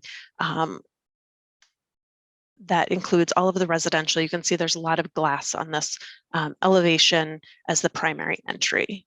As we go around the building, we're going to go to the east side. So this shows the retail on the left-hand side, and then again, the lobby is beyond. Go to the next slide. This is showing the rear yard elevation. So there's access from that community room on the right-hand side of the plan, directly next to, yep, right there. Thank you, as well as access to any of the services for the building. And then finally on the south elevation, this is the primary elevation on 63rd Street. So as you can see, there's almost full height glass along the 63rd Street sidewalk there. And then there are plenty of windows for the residential units. We've also broken up the facade with these vertical elements as this is a very long linear building. Next, we will look at the materials for the building. So the material palette, which you've seen in the earlier rendering, shows dark brick at the base, as well as it's paired with this dark gray for the lobby and entry of the building, as well as those vertical accents. The primarily upper part of the building is in the white. And then we are using the wood paneling as an accent on the underside of the soffits at level 1. Next up are the building sections, and we'll move through this fairly quickly. You can see there are some slight overhangs as you enter into the building on level 1, and then full height and partial height windows in the residential units. Next. Again, facade sections, happy to answer any questions you might have, but we will continue moving into the phase 2 building. So in the phase 2 building, again, these two are intended to share that lobby that's on the bottom of your screen there. So at the end of the day, both buildings will share access to that. And this has similar amenities and program to the first building. It does not have any retail space, but it does have 3 live work units, as well as residential amenities. On the 2nd through 5th floors, so the difference in this building is it's 1 story lower, and the 2nd through 5th floors are typical floors. They have very similar floor plans to phase 1, so they're intended to be very similar layouts, again, 1 through 3 bedroom units. Similar concept on the phase 2 roof plan. This is going to be used for mechanical and will be accessible for maintenance only. We've already covered this, so I'm going to skip to the next one where we zoom in. So as you can see, as we build out phase 2, we get additional landscaping along the right-of-way on the left-hand side along 63rd Parkway, as well as some additional landscaping in the rear yard of the building that would include something like a play structure and some additional plaza space for the residents' use.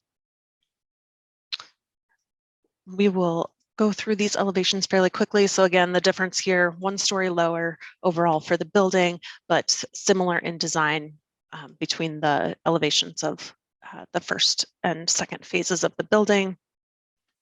As we keep moving, we can see again, very similar features with access to the rear yard. And as we keep going, Great. Now we can see all of the streetscape elevations. So in adjacent context with the adjacent buildings, on the top elevation, on the left-hand side, that is the Mercy Inglewood apartment. So you can see a similar scale of building to what we're proposing along 63rd Street. And on the bottom elevation on the right-hand side, that would be the Inglewood Square Shopping Center as it drops down along 63rd Street. Next up, we have the open space plan. So there are plazas provided at the main entry and adjacent to the retail. There's substantial landscaping provided in phase 2, in particular along 63rd Parkway.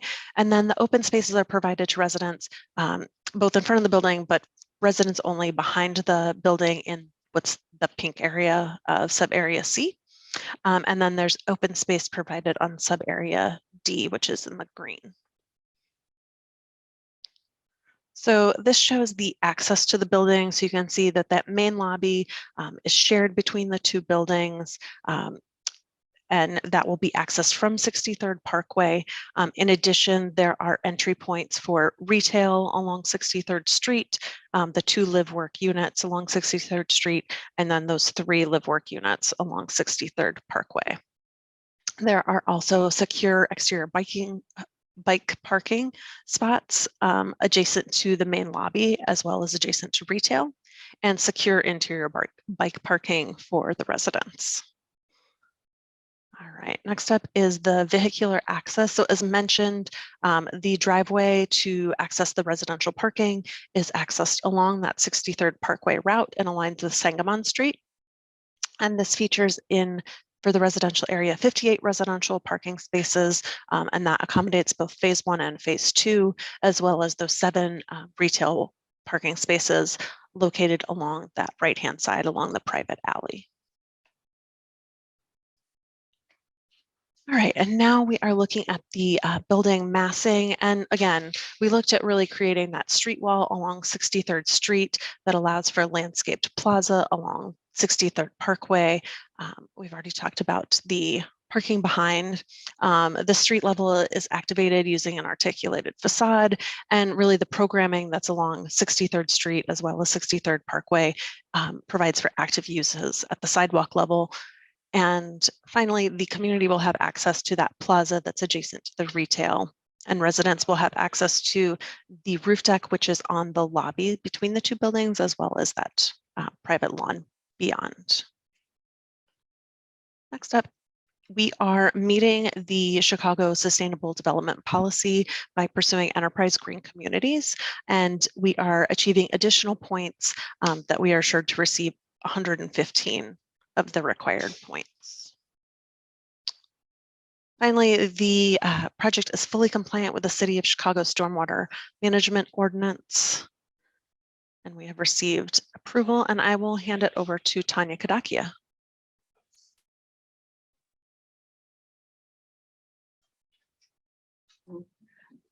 Good morning, Commissioners. I'm Tanya Kadakia, Director of Housing with DL3 Realty Advisors.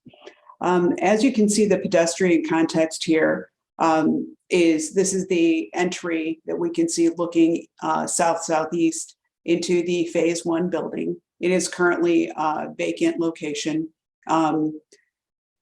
This luxury workforce housing concept will bring high quality amenities and design and management to this corner of the area. We will be meeting the ARO requirement by 51 units at or below 60% of the area median income. Community amenities will include an estimated 100 construction jobs per phase, plus an estimated 8 permanent jobs, including property management and the retail space. Above and beyond that, we would expect to have additional jobs created in the phase 2 live work lofts for entrepreneur space. Could be any of a wide variety of things, and we will work with the community on focusing those unit occupants. The project will of course meet the 26 and 6 MBE WBE requirements, but we expect to well exceed those numbers. And the total construction cost is estimated at $31 million for phase 1 and $25 million for phase 2. As you can see on the slide, we've conducted quite a bit of community outreach and connection in coordination with Alderman Coleman's office. And that process began with the Invest Southwest application that we put in and has continued since. And beyond that, I would just say thank you very much to Departments of Planning and Housing for your coordination and work on the project. And thank you very much to Alderman Coleman and her staff. Terrific. Tanya and Amina, thank you very much. Chair Brumfield and Mr. Brutus, that completes our presentation. We are available to answer questions from the Plan Commission members. And again, we thank you very much for the opportunity to present this exciting project, which will contribute mightily to the redevelopment of Englewood. Thank you, Graham and team, Tanya and Amina. The Department of Planning and Development has reviewed the materials submitted by the applicant, and we have concluded that the proposed development would be appropriate for the following reasons. The proposed rezoning of the subject property is appropriate under Chapter 17-13 of the zoning ordinance. The project meets the purpose and criteria set forth in Chapter 17-8 of the zoning ordinance, and its adoption would not have any adverse impact on the public health, safety, or welfare. The proposed plan development promotes economically beneficial development patterns that are compatible with the character of the existing neighborhood, as evidenced by the design of this project.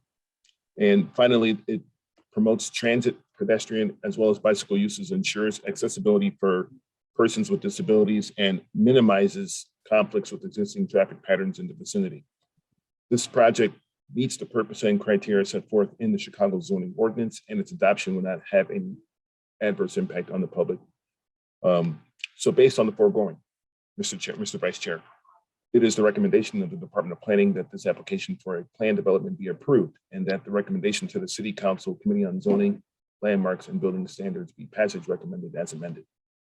Lastly, copies of this application have been circulated to other city departments and agencies, and no comments have been received which have not been addressed. Please refer to my staff report for further details regarding this project and the plans which were identified here today.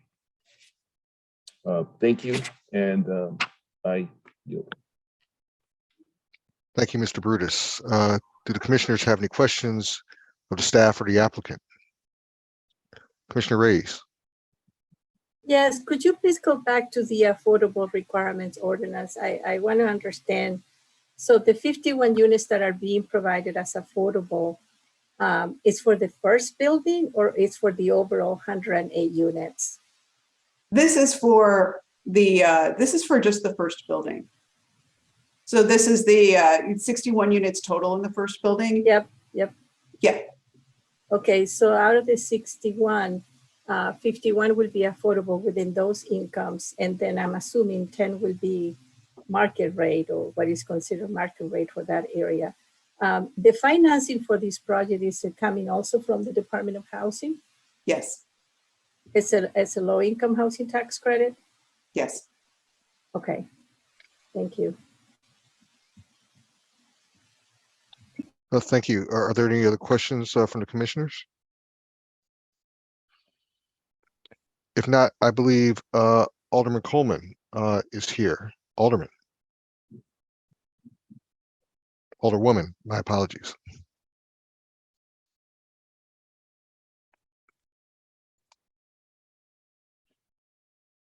Alderman, are you present?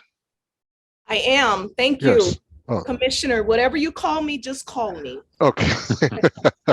I would like to just reiterate my support and my gratitude to Leon Walker and DL3 and his entire team, and to Commissioner Cox, Lisa Washington, and Patrick Brutus.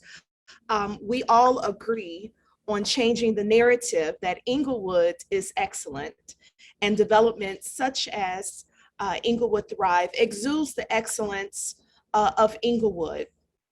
I'll never forget in 2015, and I've got to talk about Commissioner Tunney in this space, who sat me down and really talked to me about the importance of bringing mixed-use development and how sustainable housing and how to really transform a neighborhood. While I was not alderman at that time, I wish I was, because development and housing and mixed use would not have taken 7 years to support the Inglewood Square Mall. So while this project is delayed, certainly it will not be denied, and transforming and getting back to the Inglewood that I've heard about, that the baby boomers all experience of this thriving community. So the irony that this is Inglewood Thrive, because truly we are thriving, truly Inglewood rises, and we can only do that together. Again, thank you.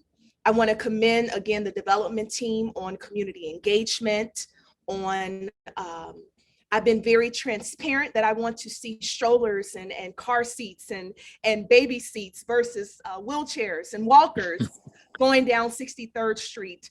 I had the pleasure of visiting the 27th Ward and the 44th Ward personally and walking those wards with both chairmans, Tanya, and I'll be with Chairman Burnett soon. He doesn't know it, but seeing how development and the importance of, and seeing family and seeing businesses, and especially the live work model that is being set.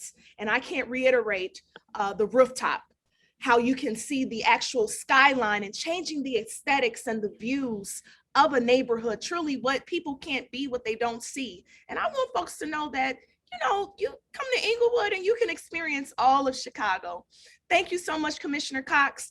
Thank you, especially Commissioner Navarro. We could not have done this without the support of housing and those tax credits as well. And of course, to our Mayor for the Vision of Invest Southwest. Truly, this is a depiction and a victory, a win for all of Chicago. Thank you, Alderman Coleman, and I appreciate your background. This is actually a good lead into Commissioner Navarro, who I believe has her hand up. I do. Thank you, Chairman. Thanks, Alderwoman Coleman. And I just wanted to say a word of thank you to this development team, Leon and Tanya and Graham. The DL3 is just doing tremendous work, getting really kind of laying the framework for how we do these kinds of developments across the South and West Side. And I just want to acknowledge them. It's not easy. It's very, very hard to get to this point. And they're doing it in multiple places, in multiple communities, and really, really laying the path for others. So I just wanted to say that in thanks. We're excited about this as part of a hallmark for Invest Southwest and as part of our equitable transit-oriented development commitment. This checks all of those boxes and then some. So thank you, Leon and Tanya and Graham and the team. Thank you, Commissioner Navarro. Commissioner Cox. Yes, I just wanted to add my thanks and accolades for this project, because you know, it came out of the Invest Southwest requests for proposals, and I think the Inglewood Connect, the culinary hub at the fire station, won. But I remember how this project came in a very, very close second. And I think we all tried to figure out how we could support it. Housing stepped forward with the tax credit. Alderman Coleman threw her support behind it. And here we are.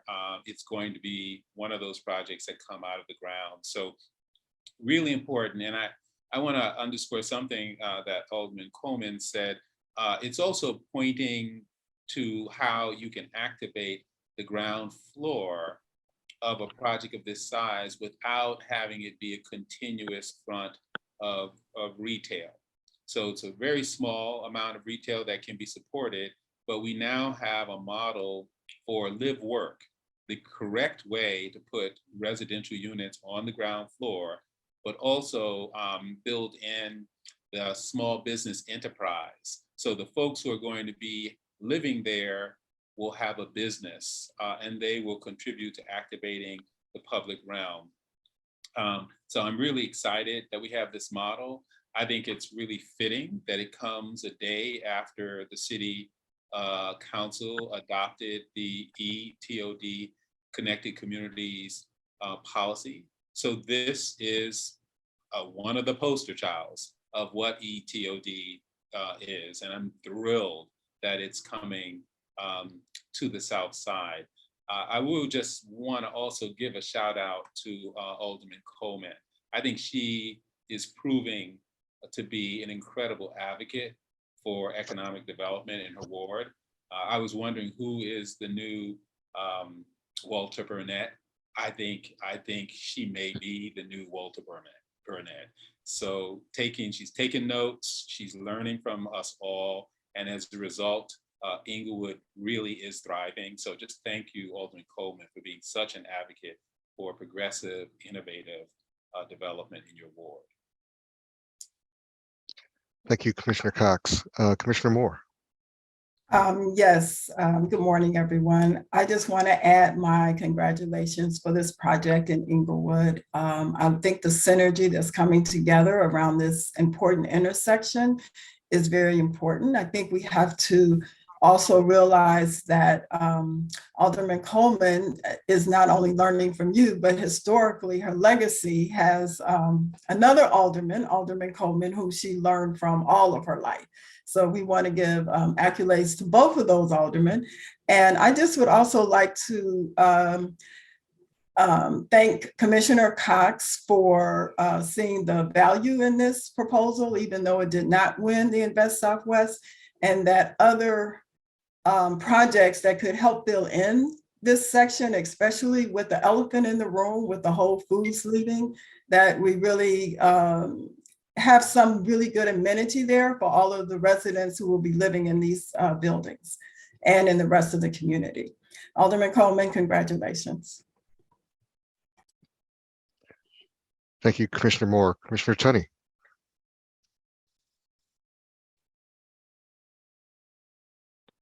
Commissioner Tunney, I believe you're on mute if you'd like to speak.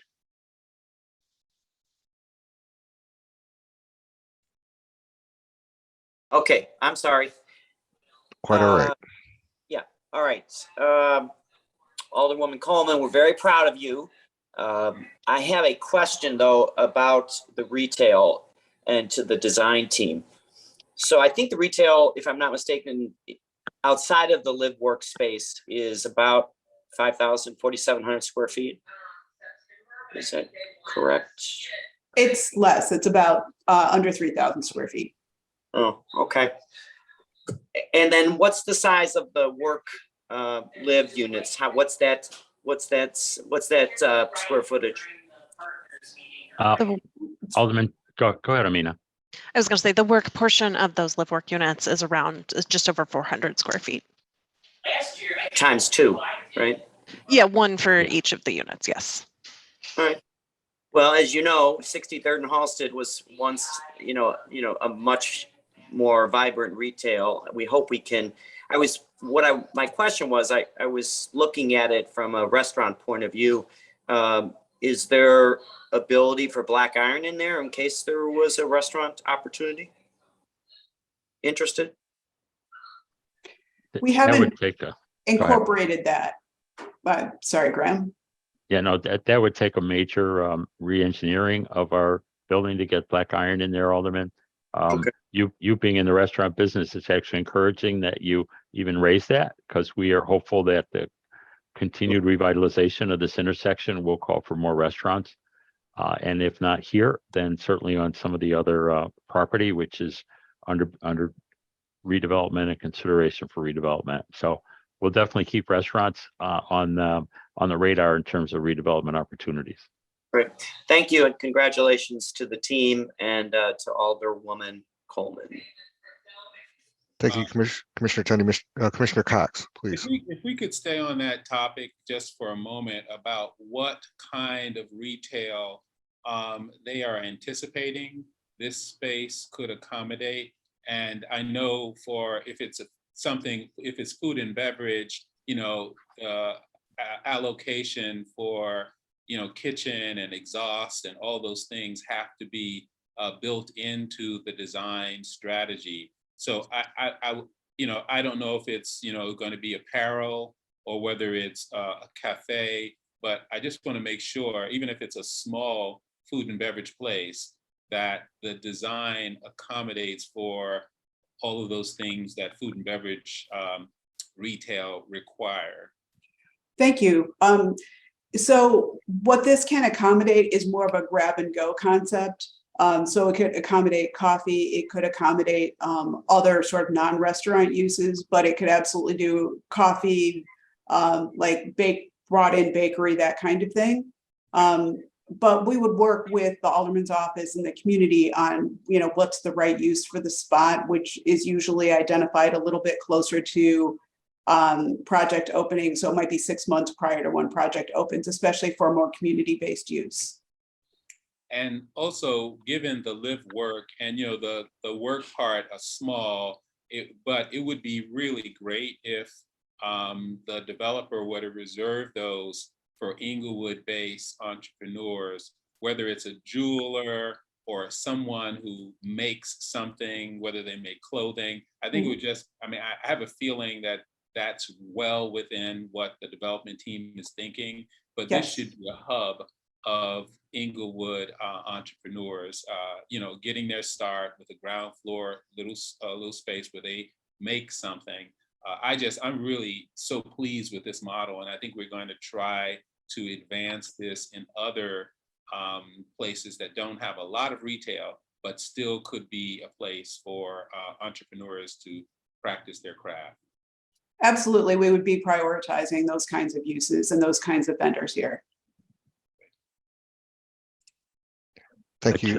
Chairman Brunfield, if there are any other questions, we would like to thank again Commissioner Cox and your team and Commissioner Novara and your team for this project. And on behalf of Sylvia Mikas and myself at TAF, we're pleased to be a part of this redevelopment team. So thank you, Tanya and Amina. And with that, just again, hats off to Thrive Inglewood, DL3. Just, you know, it's just so great to see this project moving forward. I do have a question. This may be an unfair one, and you might have covered this already. But when can we expect phase 2? We have to coordinate with, I think, the city on that, but we would certainly like to get it up and running as quickly as we can feasibly do that. And let me just add to that, Mr. Vice Chair, that at such time, the department would come back to Plan Commission for a courtesy presentation for Plan 2, given that the entire PD is being submitted for your approval today. So we'll come back at the appropriate time for a courtesy presentation to lay out that phase of project. Thank you both. Just a tremendous effort, and just so glad to see this moving ahead. And as Commissioner Cox mentioned, I think the live work component is a key thing here. And I hope to see more of this, not only in Inglewood itself and perhaps even in phase 2, but in other parts of the south and the west side. I really think this is a different kind of opportunity to encourage retail and commercial neighborhood-based uses that are coming out of these projects. So just a fantastic effort. With that, if there's no other questions from my fellow commissioners or to the staff or the applicant, do I have a motion on the proposed plan development submitted by Thrive Inglewood LLC for city-owned property located at 914 West 63rd Street, finding that it meets the requirements for approval? Do I have a motion? Moved by Tanya. Second by Moore. Moved by Commissioner Tunney, seconded by Commissioner Moore. With that, I'd like to do a roll call vote. Commissioner Barclay. Yes. Commissioner Burnett. Yes. Commissioner Brumfield is a yes. Commissioner Cox. Yes. Commissioner Escareno. Commissioner Garza. Yes. Commissioner Lyons. Yes. Thank you. Commissioner Moore. Yes. Commissioner Novara. Yes. Commissioner Pinheiro. Yes. Commissioner Reyes. Yes. Commissioner Spazada. Commissioner Tunney. Yes. Commissioner Villegas. Commissioner Wagasback. Yes. Congratulations, Thrive Inglewood LLC and team. This motion is passed. Again, we look forward to not only this development moving ahead, but also phase 2. With that, I'd like to move along to the next item on the agenda, which is item D5, a proposed industrial corridor map amendment application submitted by Maria Medina for the property generally located at 10759 South Burley Avenue, located within the Calumet Industrial Corridor. The applicant is proposing to rezone the site from M1-2 Limited Manufacturing Business Park District to a C1-2 Neighborhood Commercial District to facilitate the reuse of an existing commercial building as a banquet hall, meeting hall with 120-person occupancy. This is item 21014T1, located in the 10th Ward. Erica Zilke will provide the context for overview, and the applicant will present their proposal. Erica. Yes, thank you. Good morning to the commission. So my name is Erica Selke. I'm the lead planner for the Far South region, and I'm going to run through the presentation, and Ms. Medina will be available for questions at the end. We are located in the East Side community area in the Far South region. The total population is about 22,000 with an average household size of 3, a median age of 32. So this area has generally larger household sizes and a younger median age than found elsewhere in the city. So the location, you can see on the right-hand side is just a broader view of the area. So it is right on the edge of the Calumet Industrial Corridor. You can see the Calumet River and then heavier industrial uses. And then immediately to the east is predominantly residential units or uses, excuse me.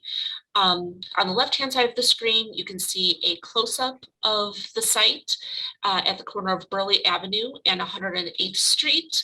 And again, you can see industrial uses to the west and more residential uses immediately to the north and to the east. This is the Calumet Industrial Corridor, which is shown in purple.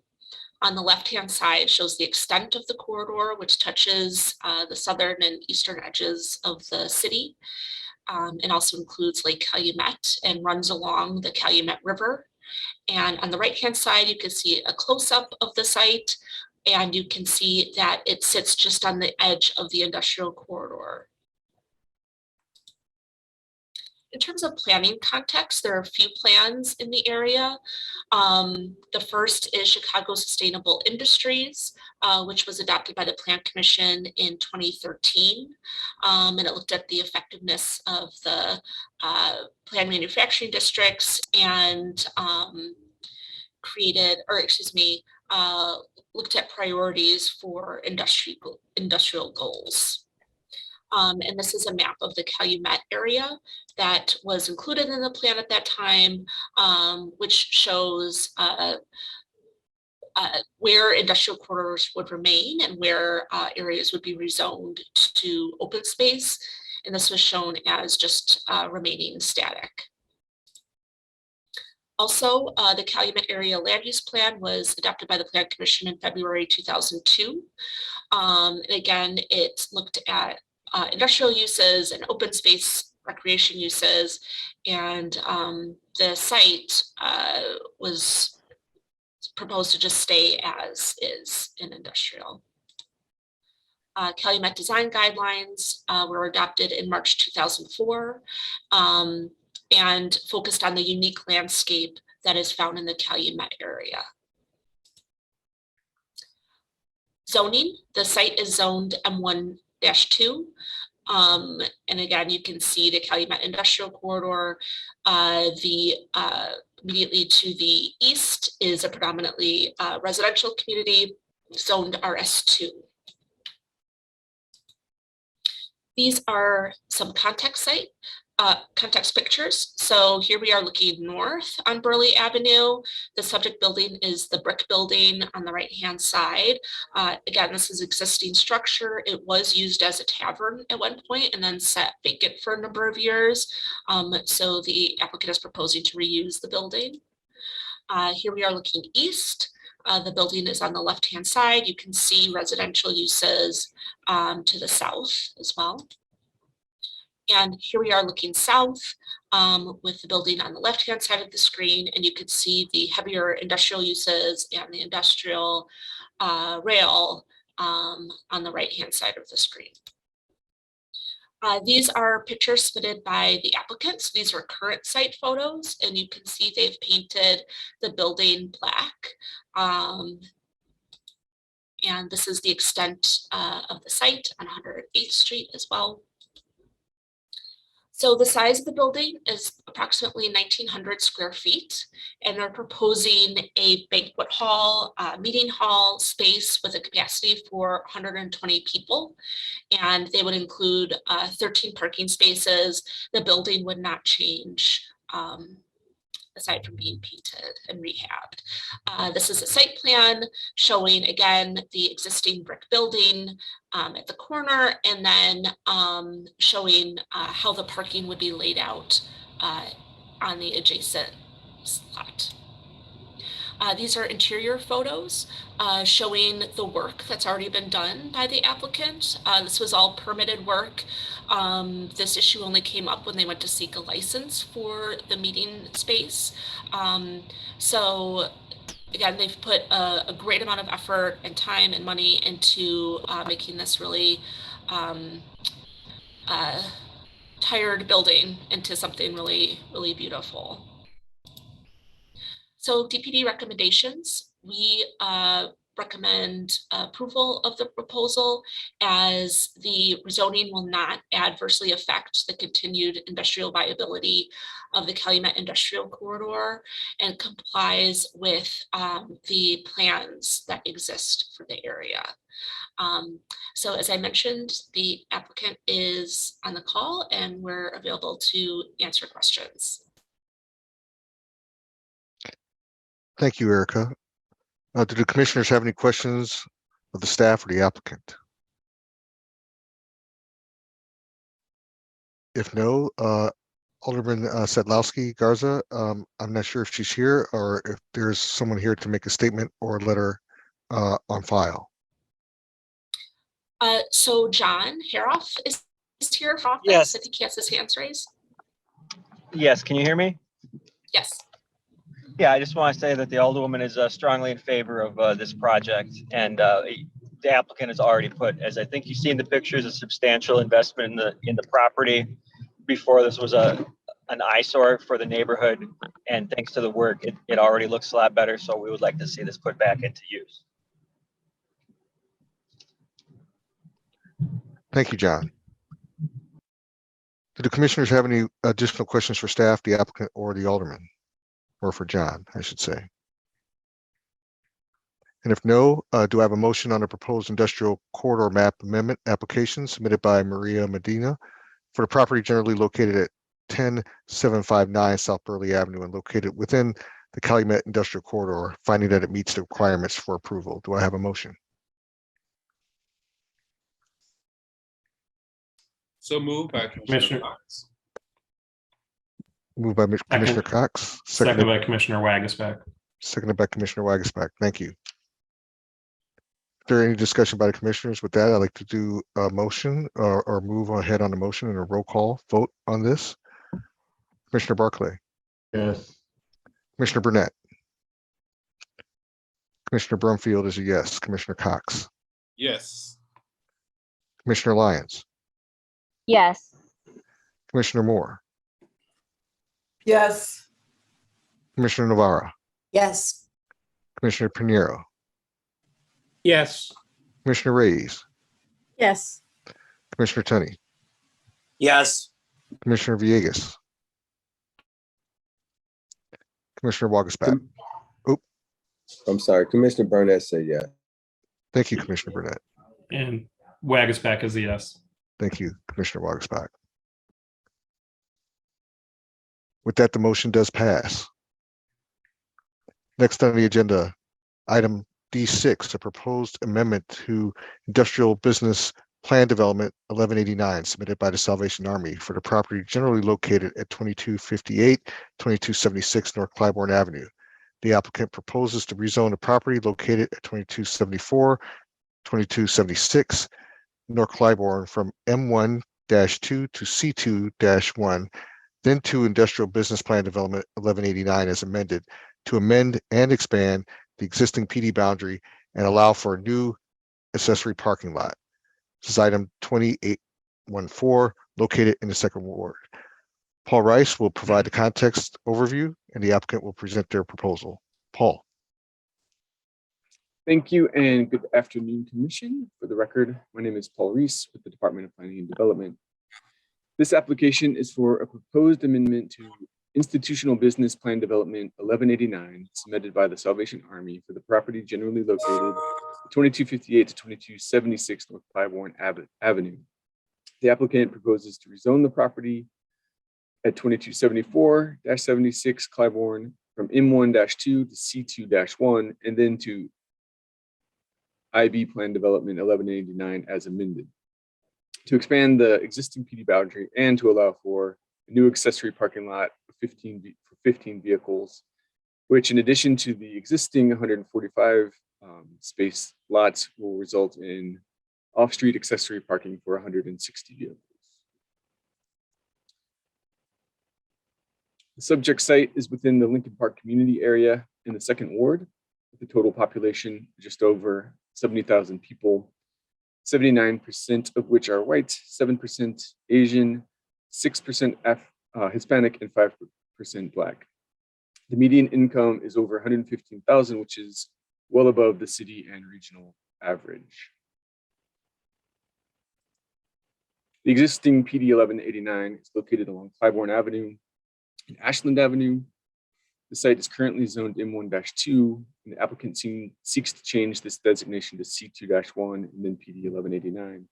The zoning would allow for retail uses. The Salvation Army presently owns and operates the Chicago flagship family retail store and donation center, along with an adult rehab facility at this location, shown here in blue. The parcels to be added to PD 1189 are shown in red. The site is adjacent to a mix of other uses, including light manufacturing, commercial, and residential.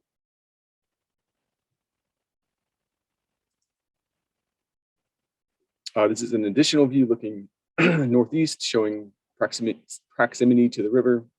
The PD boundary is set back 43 feet and 9 inches from the river, which is beyond the 30-foot Chicago River Corridor Design Guideline requirement. I will now hand the presentation over to Sarah Barnes, the project's attorney, and the project team to walk through the development specifics and explain their proposal. Sarah.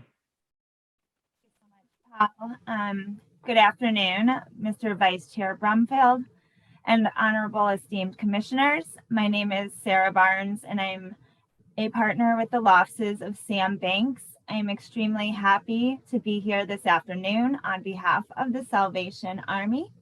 Joining me here today on behalf of the Salvation Army is Major Randall Polsley. Major Polsley is a commander of adult rehabilitation centers for the Salvation Army, wherein such capacity he honorably oversees over 15 rehab centers throughout the Chicagoland area and the broader Midwest territory. We also have our project architect from B3 Companies, Ryan Wagner, here today, and Corporation Counsel for the Salvation Army, Mitchell Mellement. With that, commissioners, I'm happy to be here on behalf of the Salvation Army, who has been servicing the Lincoln Park neighborhood and the greater community at this particular location since 2012. As Mr. Rice adequately summarized, the current improvements and operations at this site, thank you, include a flagship family thrift store and a brick and mortar donation center, along with a no-fee adult rehabilitation center. As part of their mission, these facilities work in direct conjunction with each other, providing benefits that go straight back into the community. By way of a brief example, when a community member donates goods to the Salvation Army, Such items are then sold at their family thrift stores at affordable prices. From there, proceeds from the sale of such donated and recycled goods are then used to fund the adult rehabilitation centers where the Salvation Army provides assistance and treatment to those struggling with drugs and alcohol addictions. The existing facilities currently operate with off-street parking for 145 vehicles, which has been the same conditions with which they have operated for the last 10 years without incident again at this site. These existing surface parking spaces are centrally located between the two physical facilities. So they're located at the rear of the Adult Rehabilitation Center, which has its frontage on Clybourne Avenue. I'm not sure if there's an aerial view that can maybe depict that. Thank you. Yep. And then they are located then in front of the Salvation Army's family store that you see there that actually backs into Ashland Avenue. As a result of this conscientious orientation for the existing parking, it ensures that all of the beneficiaries, patrons, and staff members for the Salvation Army, it ensures their safety and well-being because there's no interference with the adjacent public ways. Recently, or as configured, the existing PD boundary was established with the omission of a few properties directly adjacent to the subject site to the north, therefore creating kind of a notch out of the original PD boundary. Recently, the Salvation Army was provided with an opportunity to acquire 2 such adjacent properties and did so with the intent and desire to expand their existing parking accommodations to add 15 new surface parking spots, including 1 ADA compliant spot to better service their existing patrons, beneficiaries, and staff members. As adequately once more and poignantly already articulated, the proposal here before you today, therefore, is to establish a new surface parking lot which will accommodate 15 additional vehicles within the newly expanded PD boundary. With that, the Salvation Army is not proposing to otherwise expand or change their existing operations at this site. The proposal, again, is just more of an added convenience for their existing beneficiaries, patrons, and staff, which should have a more far-reaching beneficial effect on the broader community, where parking in this particular part of the neighborhood has become highly coveted. As part of our internal review of this proposal, which has occurred over the last 9 or so months, the programming was thoroughly vetted by the city's Department of Transportation with intimate cooperation and participation from our team, as well as from Alderman Hopkins and the Department of Planning. Towards those ends, CDOT made an early determination that the proposed new and additional 15 service parking spaces, as oriented and as configured, would not have a measurable impact on the existing traffic conditions in the immediate area. At the request of Alderman Hopkins, the programming was also cursorily reviewed by an independent traffic engineer that echoed the same determination as was rendered by CDOT. The proposed programming, therefore, is being presented to you with the formal site plan approval from CDOT. For these same ends, the proposed new surface parking lot conforms with the current landscape ordinance and stormwater guidelines, and therefore too has the express approval of the city's landscape engineer, Ronde, and the stormwater division for the Department of Planning, which is currently fronted by Andrew Billing. The programming has also been thoroughly vetted and reviewed by the Mayor's Office for Persons with Disability and the Sustainability Division, both of which have not voiced any concerns regarding the proposal. Unfortunately, Alderman Hopkins was unable to be personally present here with us today, but he has tendered a letter of support for the proposal to the commission prior to this hearing in consideration of his absence. With that, I have no further explanation of the proposal, and I can turn it back over to Paul. Thank you so much. Thank you, Ms. Barnes. Again, Paul Reese with the Department of Planning. The Department of Planning and Development has reviewed the materials submitted by the applicant and has concluded that the proposed development would be appropriate for the following reasons. The proposal promotes economically beneficial development patterns that are compatible with the character of existing neighborhoods. The proposal ensures a level of amenities appropriate to the nature and scale of the project. And the project promotes safe and efficient circulation of all users. Copies of this application have been circulated to other city departments and agencies, and no comments have been received which have not been addressed. Please refer to my staff report for specific details identified today. Based on the foregoing, it is the recommendation of the Department of Planning and Development that this application to amend Plan Development Number 1189 be approved and forwarded to the City Council Committee on Zoning, Landmarks, and Building Standards as such. Additionally, as mentioned, a letter of support from Alderman Hopkins is on file with the department. Thank you.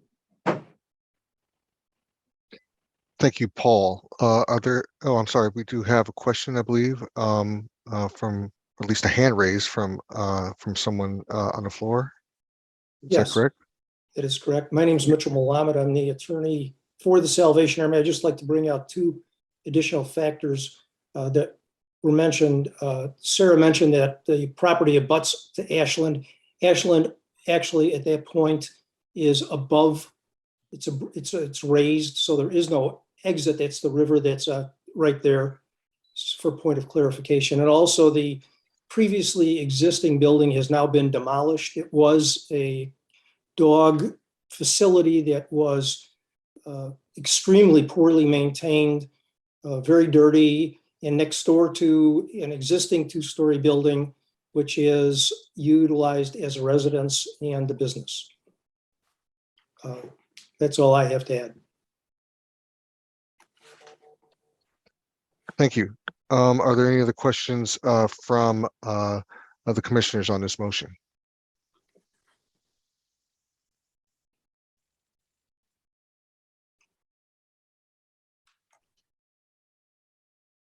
My apologies. That was having a little technical difficulty here. With that, do I have a motion on the proposed industrial corridor map amendment to Ravenswood Industrial Corridor?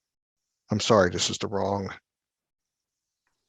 Lost my place here. My apologies.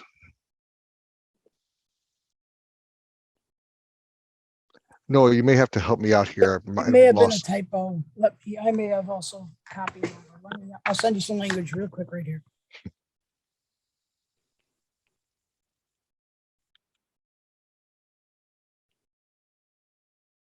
You can read that entire section, just replace the address, the applicant's name and address. Sorry. Sure, not a problem. Do I have a motion on this item for the property generally located at 2858, 2274, 2276 North Clybourne as amended? Motion by Tanya. Thank you, Commissioner Tanya. Seconded by? Piñeiro, I second. Thank you, Commissioner. With that, I'd like to do a roll call vote. Commissioner Barclay. Yes. Commissioner Burnett. Yes. Commissioner Brumfield is a yes. Commissioner Cox. Yes. Commissioner Lyons. Yes. Commissioner Moore. Yes. Commissioner Navarro. Yes. Commissioner Pinheiro. Yes. Commissioner Reyes. Yes. Commissioner Tunney. Yes. Commissioner Villegas. Commissioner Wagaspak. Yes. With that, the motion does pass. As we come to the conclusion of today's meeting, we are at least unfortunately saying goodbye to Deborah Moore, who has submitted her resignation that will be effective July 31st of this year. Deborah, you and I came on together at the same time, July 2019. We appreciated your dedication to not only this position, but also to the communities that we know you're going to continue to serve here in Chicago. We wish you the best in future endeavors, and sad to see you leave, but we know that we'll be seeing you, if you will, around the way. So thank you for your dedication. Commissioner Cox, sounds like you have something to offer to say here. Yes, I too would just like to thank Ms. Moore for her service. I mean, she's been such an articulate voice for affordable housing and for community development. It's a point of view that is sorely needed on boards like this. So you can be sure your voice will be missed, and we'll have to work hard to try to find a commissioner who can be as articulate as you have been on the issues that are close to you. So just thank you. I think we came on more or less at the same time. So I've so enjoyed serving with you and hope to see you again in other venues in the community as you continue your work for Chicago. Thank you, Commissioner. Commissioner Navarro. My thanks also to Deborah, longtime partner, it's stalwart at Neighborhood Housing Services. Thank you for taking hours out of every third Thursday of your life to contribute in this way. Really appreciate your service, Deborah, and wish you all the best. Noah. Yes, I'm not sure if it's appropriate for me to comment, but I did want to take a moment to thank Ms. Moore. She has been very respectful of my position. She has helped me a lot in being punctual and responsive and always, letting me know so I can rely on her for quorum and more so than a lot of other members. She is great to work with. So I appreciate all the effort she's done in making sure I can run this smoothly for everybody. Was that a little slam you got in there, Noah? No, just she's responsive. She lets me know. Some people, they keep me guessing until like right before the meeting, but Deborah always lets me know where and when she's going to be available. Love it. If I could just say something, I want to thank you all. This was a wonderful experience. I really don't know how I ended up being appointed to this board, but I learned so much, and meeting you all has been really, really wonderful. I want to thank Alderman Tanya for taking me under his wing at the very beginning as well. Loved working with Marissa for years, as she said, but I will let you know I'm only retiring because I'm also retiring from the Neighborhood Housing Services of Chicago. I'm sorry, Marissa, I should have called you. And I am actually relocating from Chicago, so I don't think it would be appropriate for me to be a member, but thank you all so much, and thank you for your well wishes. I really appreciate getting to know and working with you. Alderman Burnett, from the heart, was humble. And so many others. Thank you very much, everyone. Andrew, thank you very much. Commissioner Cox, thank you very much. Well, we wish you the best of luck, and you kind of broke a few hearts here by announcing that you were leaving Chicago as well. So we wish you the best. We will certainly miss you. You know where we are. We again, just as you move on to the next chapter, we've really appreciated everything you've done, not only for the Plan Commission, but more importantly, our neighborhoods here in Chicago. So thank you so much. Thank you. With the sad news, this concludes this month's meeting of the Chicago Plan Commission. Do I have a motion to adjourn? Yes, you do, and I apologize. I'm in 100 meetings, but I just want to thank you also for your service. It has been a pleasure working with you. Thank you for your commitment.